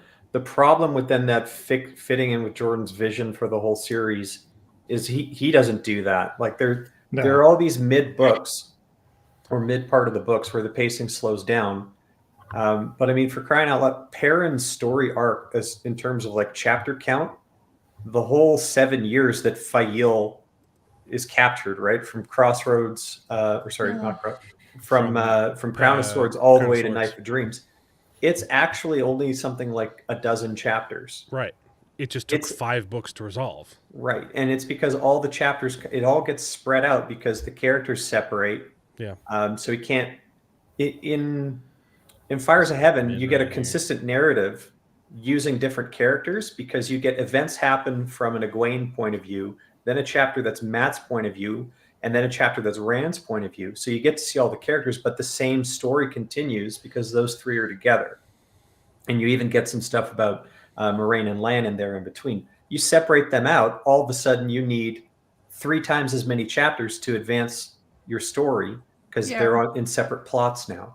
I feel like what really helps... The way to condense is just to be like, is this a story about Rand, Matt, and Perrin? Yeah, that helps too. And also just making like an outline of everything that happens in a chapter. And that helps you too, because there's stuff that you said you could cut. But like, I think something that happens a lot in screenwriting is that you look and see, okay, can we combine these 2 characters to do this? Or what does this event or this character, what is their role in this story? And I know people are very much stuck on like, we need to be totally true to the book. But like, I think, I'll be honest, like there's a lot in this that I think Robert Jordan could do better in terms of its organization and movement. But when you do it on a screen, if this is your limitation of 64 episodes across 8 years, it makes it a tough exercise, and it's hard to maybe stay true to the vision. If you did it animated, and you got all of the side plots that you wanted, or unlimited budget, I would say cut the side plots, but it's hard for me because I was like, I was going to go garden today. I wasn't prepared for this, but that's what I've been doing as I've been reading Eye of the World is I'll go and put like, what are the things that happened? And like, can we condense this character or change this thing so that it does the same thing, but it's something that makes more sense in a visual medium, not in your imagination on a book. So that's what I've been doing. Yeah.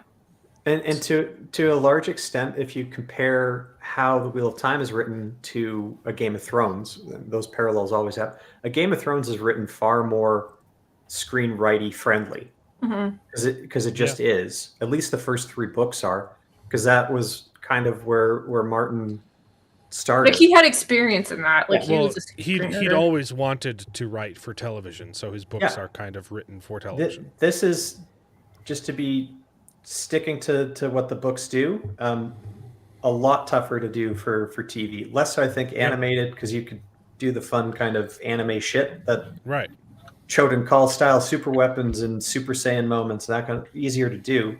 But yeah, to a large extent, after seeing how badly Rafe butchered it, I'm more of the view. I don't want to see a TV show made out of this. Period. Yep, I think that's it's good. I think we do have to get going though, so I will certainly be watching the rest of this one, but unfortunately gotta dip out here. My garden calls. It's finally not freezing. Thank you. Yeah. To a certain extent, I agree with Dane. But also, it's a kind of a defeatist, you know. Yeah, see you guys. Thanks for tuning in. So, where do you put Loyal's wedding? Yeah, exactly. All right, we got Loyal here. Got a bunch of other characters. I think you're right. The White Cloaks get cut a lot. I think they can show back. I think they can come back in for the finale and help with the last battle a little bit. Like I said, it's going to be confusing if they don't get the. You hear that Galad went off to join the White Cloaks. You hear that the White Cloaks were destroyed by the Shan-Chan, and that only a few thousand sort of escaped under the leadership of a young Lord Captain who like nobody knows anything about.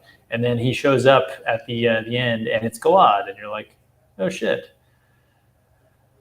Max, I think you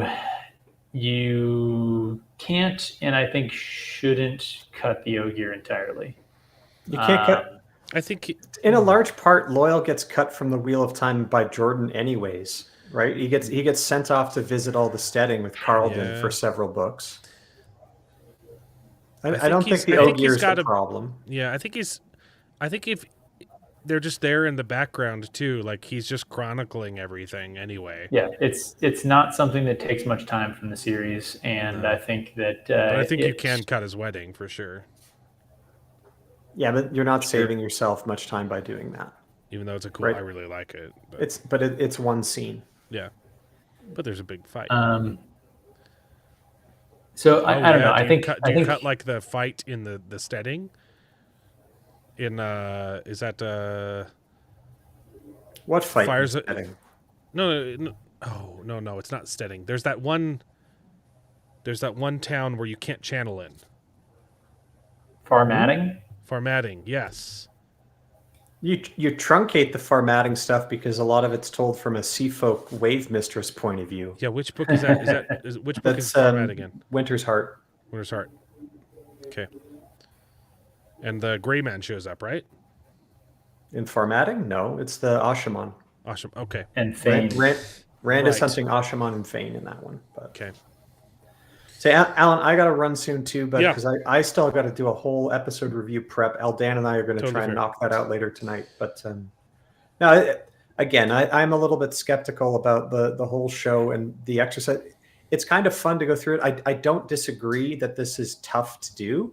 Yeah, well, especially if you only get 6 seasons. It's not a shield for the showrunner to hide behind. No, and I think we put that right up front. He made some pretty big blunders out of the gate, including having a shit ton of new spring in his script. And we that was the first thing we agreed upon. That was the first thing that was gone. Done. We're not doing new spring. And then the other thing is we all agreed season 1, try and stick to the book, which is your foundational thing. And we only do season 1 is the Eye of the World. And do it as faithfully as you can. And that's the opposite of what they did. I mean, by episode 4, they were inventing their own plot line with Logain. By episode 5, it was completely off the rails. We got the step and stuff. Episode 6, it's about Swan and Moron scissoring. Like, completely done. And season 2, they said they were going to do books 2 and 3, and they didn't even do book 2. Exactly. Nuts. Anyways. The So I amount think- of time spent on their made-up stuff when they complaining, Yeah. "Oh, we don't have time for all the And here's books," the thing. is an absolute excuse. If season 1 was good and season 2 was better, like they are in the books, and the audience for the show was growing and growing, by Then the they'll time give you you're more on to than 8. season You're right. 3, you're not stuck with an 8-season run. You're right. Or Because- or you're not Game stuck of Thrones with an 8 ended with 8 episode. seasons, but Yeah. that's because the showrunners were tired. HBO was offering them 5 more seasons.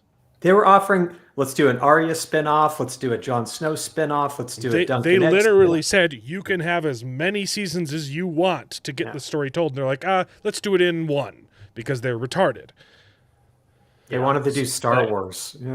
I think the spin-off potential is one of the reasons that I'm so in favor of the idea that like you cut things by not showing it. So for example, you could do a Galad spin-off and show the whole White That would Cloaks be thing great. if you wanted to. That would be fun.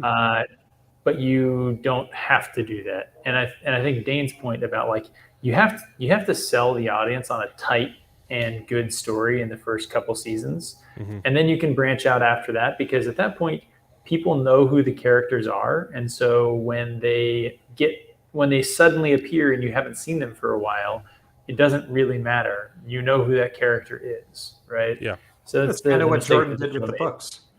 Yeah, I agree. But the other thing is like I said, just a glance at our model here, right, shows that we're acknowledging that like the middle of the series is where you're making your deepest cuts, and the show for whatever reason decided that it was gonna not do that. So yeah, if so anything, clearly, the show is moving stuff from the middle of the series right up front, which Yes. is mind blowing. So I think from that perspective, like, you know, you started out saying that the answer to the question of the stream was obviously yes.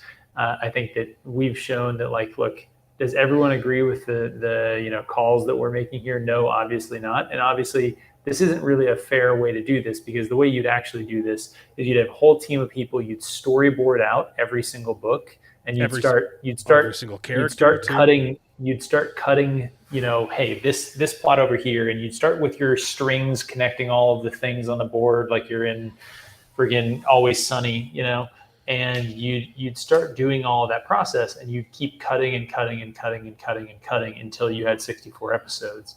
Yeah. And that's how it would go. I think that we have correctly identified, though, where would the majority of those cuts fall, and this is about how it would look. Yeah. Without spending a year and sitting here and doing all that storyboarding process and talking about every single arc and every single narrative flow and all that stuff. But we can sit here and be like, look, the Black Aja hunt is going to end earlier than it did in the books. Elaine is going to be a secondary character, not a primary character. She's not going to have 3 books to secure her throne in Andor. The Fail capture is it's going to be a raid, and then he's going to go back and get it. Like it's not, it's not going to be something that drags on for 3 seasons. Like, those are the types of obvious and sensible things that anybody looking at this problem should have known from the get-go. And then where people in the chat have been pointing out, like, hey, what about this? You can't forget about this. That would have come out in the wash of a serious effort at trying to do this and do it justice. And what we're really seeing is the fact that they never did this, let alone the more serious effort, because... Yeah, no, they didn't even start with something like this. They started with, okay, what extra things can we give Moraine, and what extra things can we give Nynaeve, and how do we get Elaine's how can we actress take to think? away from the main characters, instead of how can we preserve the semblance of their plot while fitting it into a format. Like, it's inherently done. The show is inherently done in bad faith. Yeah, and this will be my final point, because I do got to run. Yeah, but just the Eye of the World is not a mystery, and they felt they didn't believe enough in that book that it had enough strength to engage the audience, that they felt we got to make Moron our Sherlock Holmes, and we got to make the identity of who the dragon is a mystery, and it can't just be these 3. Why don't we add the women to that too? So let's completely nuke the entire setting and the stakes of the whole world of female dragons and that nonsense. So Yeah. They made a ton of mistakes up front, but the main one is not doing what we identified right away. This is the foundation of your story. Your season 1 needs to be book 1, and it needs to be as faithful as it can be. But anyways, thanks, Alan. This was a bunch of Thanks fun. for tuning in. Yeah. Stay tuned tonight when I connect up with Aldan. We might schedule something. But I still on have the a White script Cloaks to write. channel, or Yeah, White Cloaks. Okay. Drunken Live review. Thanks for taking time. It's been 2 hours of your day. I love talking about the Wheel of Time. I will. We got 5 super chats. Nice. So I will try and get Steve and Aldan to do this with me. At a different time. On another day. You can thank give you him so what we much. came up with. What? You can give them our thing and then say, all right, now fix it. Now fight. All right. Thanks for coming on. It's been super fun. I will have to save this too, so I can just look back at the stream and recreate it. That'll be faster. There you go. But yeah, anything else to say, or? No, man. DJ Rambles said, okay, he asked about the thought process for killing side characters for cinematic purposes. I'm just going to throw out there that I think that the Wheel of Time is not the Game of Thrones type of story. It doesn't need right? you don't need death for shock value, and also there are deaths in the series already that are shocking. Well, the point I was going to make was that Game of Thrones is, sort of grimdark fantasy where like there's moral gray and your heroes are actually sometimes villains and your villains are sometimes heroes and people who are getting killed left and right. And, it's much like grittier and more real. Whereas Wheel of Time is a much more fantasy. And it is a different kind of narrative. Yeah, all the main characters have plot armor and you're not really going to change that. So in terms of like the side characters, most fantasy does. Most fantasy gives the heroes plot armor because you want your heroes to succeed, right? Yeah. So the idea of side characters getting killed off, no, not really. I think any character that you would likely name, I think is more going to be a question of do you include that character at all? Right. So when you're talking about cutting down the cast, I wouldn't include them. Yeah. Right. I think Pips is. I agree. It's just one of those things. So Robert Jordan gave us 2,650 named characters or something like that, right? Like that's not going to happen, right? Yeah. I would rather omit a plot line entirely than change Robert Jordan's vision by killing a character off prematurely. Yeah. And so to the point that I think all of us have kind of been saying here, the fundamental premise of doing especially a limited adaptation where you're going in knowing you don't actually have enough time to tell the story, right? Yeah. So if you were doing an anime series and you just started out, you'd just be like, nah, we'll just keep going until we get canceled or until we finish the story, right? Like we're just going to do the story. But for a... actually, Amanda brings up a good point. Yeah, yes. I would actually have more days. Especially if you're removing the rest of the White Cloak plot, but you could have Robin kill more gays. Can I throw this out though? Sure. I would not have her. We wouldn't see her body, right? Yeah. Just how Gowan and a bunch of other people think that Rand killed Morghese. Yeah. Rand would just think that Morghese was killed by Raven. Yeah. He wouldn't know. And so, again, I think that you want to, as much as possible, you want to leave the possibility that the book events happened. You just didn't see them and know about them.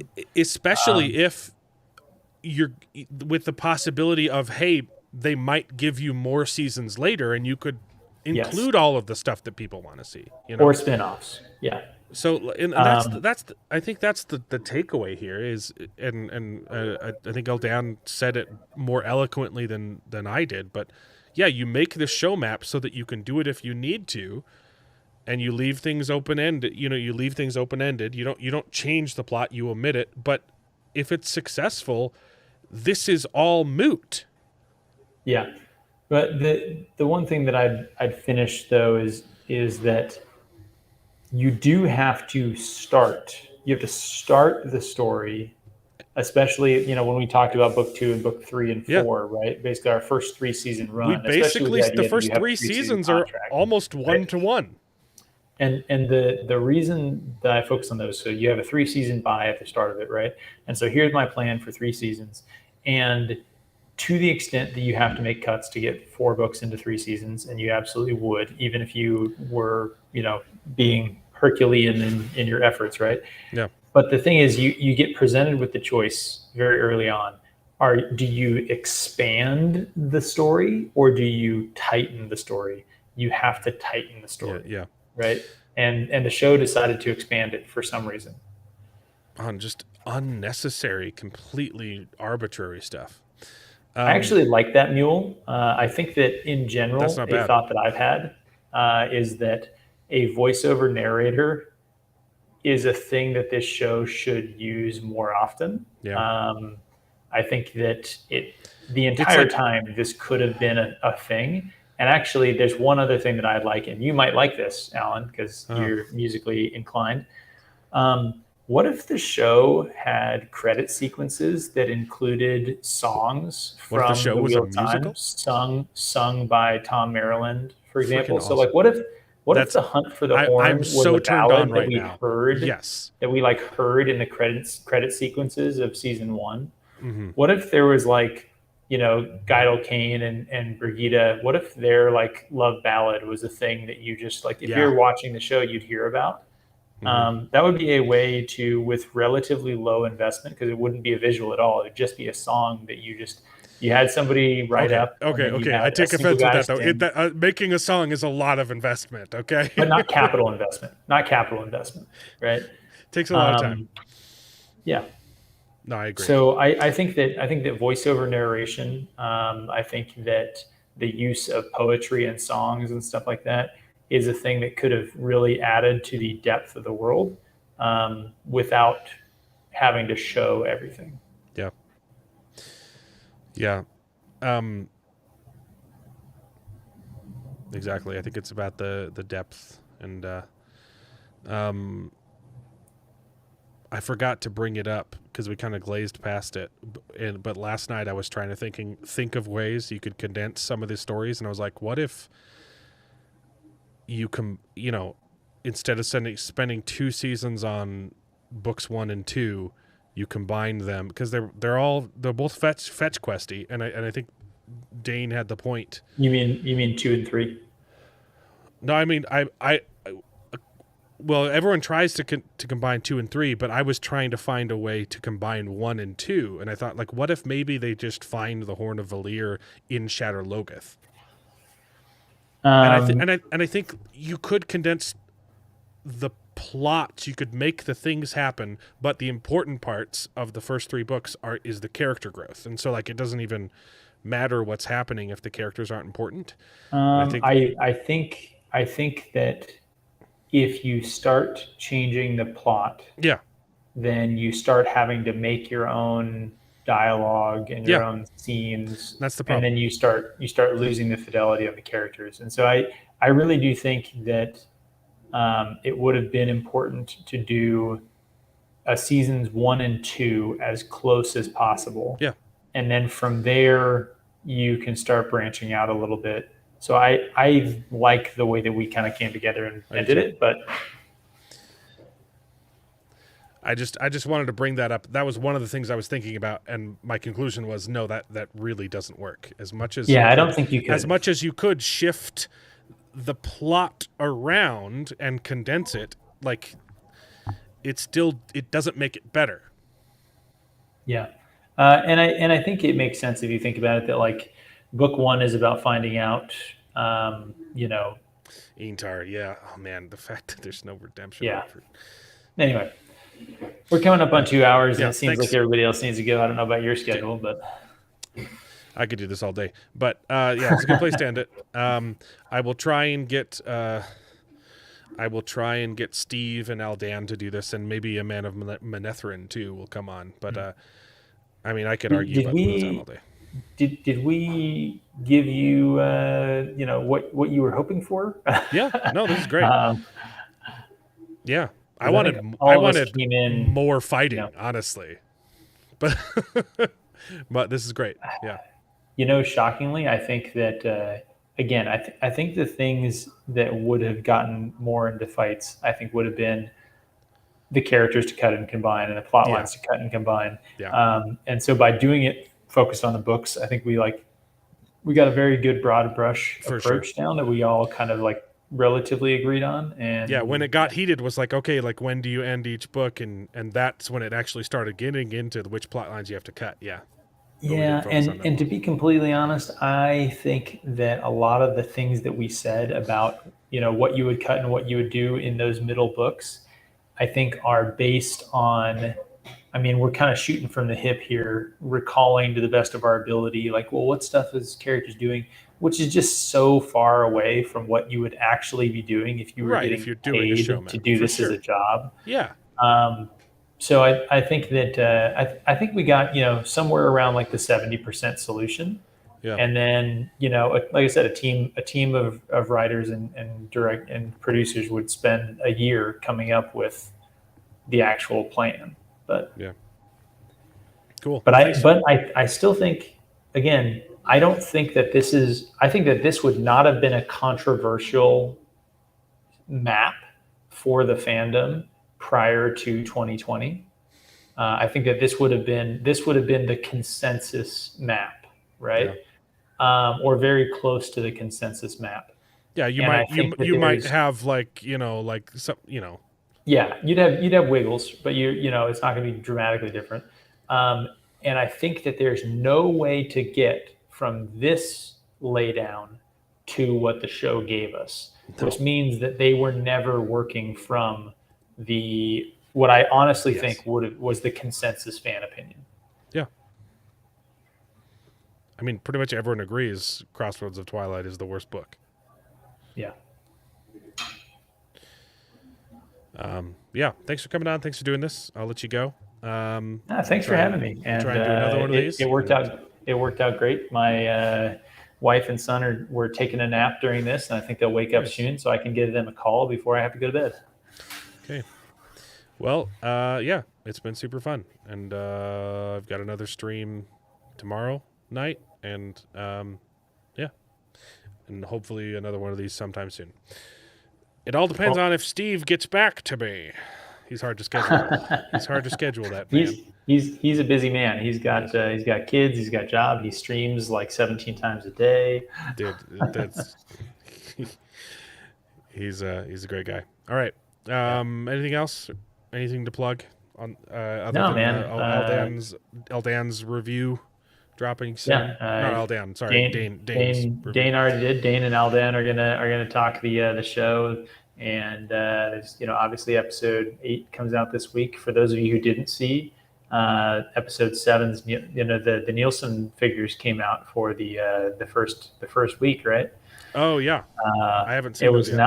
It was not good for the show. but the show, for the first time since the first episode of season 1, is now #1 on Amazon. Because Reacher and House of David and Invincible and The Bondsman are now over. So yeah, that actually, am I misremembering? Maybe the Nielsen. Maybe I saw the Amazon thing and a projection for the Nielsen data. I think I might have seen non-Nielsen. It might have been a different set of data. I remember someone was posting that Nielsen's came out. So yeah. I've been you know, busy in crazy time zones. There you go. So it sounds like Mule is citing the same thing that I saw. Okay, so that makes me a little more confident that yes, that actually was the Nielsen data that I was thinking of, which is wild. Yeah, wild. In fact, the important thing there is that's about 120 million. Shoot, that's down, right? Yeah.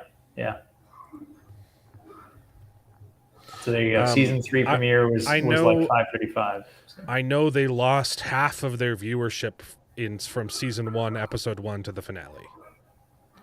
Yeah. And seasons 2 and 3 have remained more consistent, but much lower? Yeah, season 2. If you discount the spike for the opening, and if you just look at like the season, the episodes like average. 4 through 8, was about where season 1 ended. So basically, they've kept the watchers that they had. Yeah. Where do you get Nielsen ratings? I don't know where to look. You can just Google it. Okay. There's a website they just literally put out a top. All right. Well, I'll be Googling. So I'm looking at I'm pulling their top 10. Anyway, this is side the one that the Twitter of Time keeps using, the show fiends, the show friends. Mm-hmm. They keep pulling dark fans. The dark fans, yes. They keep pulling statistics from like the internal ratings for each streaming service, and like it's the numbers seem very arbitrary. Like it's not actual viewership. It's like I don't know where it comes from. It's like I should look. I was looking at it yesterday. What's it called? Let's go pull up my internet history real quick. Oops, I've got 100 pages of Wheel of Time characters to get past, and then it was, what was the site called? Because they've been bragging when they here it is. So I've got it here. I guess Flix Patrol is the numbers that they've been using to say we're number one.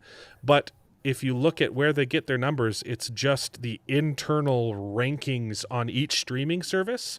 So it has nothing to do with actual viewership. Yeah. And that's what they're using and it hasn't been number one. Yesterday was the first day that Amazon was the number one on the made up numbers, So yeah, I mean, all you got to know is that it's number 3 for Prime Video in the week that it dropped 3 episodes. Yes. Right, so it's behind Reacher and Invincible. Invincible only has 25 to 30-minute episodes, I think, right? So it's literally half. Until yesterday, it was losing to Reacher, which has been over for 2 weeks. Yeah, and it still couldn't beat Reacher. It just barely beat Reacher yesterday. Yeah. And it was losing to House of David the whole time. And I think Mule is correct. Next week will be interesting because it'll only be the one episode. What I would love to see is Wheel of Time drop off the Nielsen top 10 and House of David get on the top 10. But we'll see. Yeah. Did Wheel of Time ever make top Nielsen? Yeah, so it's number 9 on the list that just came out for, and that just shows the top 10 for the week. It had a 3-episode drop, obviously, with 19 episodes available, right? So I still don't see it on there. I see Craven the Hunter. Also, Mule saying yes, it's the top 10 in originals, which is itself already a curated list. That other shows. Don't stack overall is like movies and reruns of Bluey, right? It's never going to beat Bluey numbers. Why is Craven the Hunter so high? That's an old movie at this point, right? Yeah, no idea. It's crazy high on Netflix. That's nuts. Yeah. You're right. It's number 9. Man, House of David didn't make it. Well, I mean, House of David was behind Wheel of Time. Right. Okay. So this is from March 10th to March 16th, yes. Right? So it's always going to be delayed by like 1 month. Yeah, pretty much. Okay. Well, I'll have to keep an eye on this then. Yep. Anyway, far afield from our earlier discussion, but just recalled it to my mind. Yeah, thanks. All right. Well, sorry I kept you even longer. For real this thanks time. for having me. Bye-bye. I always love talking to Pips. So, yeah. All right. That's it for the stream. We'll see you guys later. Bye. Thanks, everybody. I just happened to stop by for books. Books. I like books. Okay, well, let's talk about it. I can't talk about it with you. Well, why not? We already did that. We just finished. What happened to then? We passed that. When? Just now. We're at now. Go back to then. When? Now. Now? Now. I can't. Why? We missed it. When? Just now. Oh, how did that go? Well, we had a really good conversation. Was it as good for you as it was for me? You did fine, Todd. Good. You can go home now. This is the end. That's all she wrote. I'll never forget you. I don't even know how to read. Well, I hope you enjoyed the video. If it's true, please take a minute to subscribe to the channel, and you can join us along for the ride. And if you pay me, I'll try to be more entertaining. So please consider joining Patreon and getting your name in the credits with pride.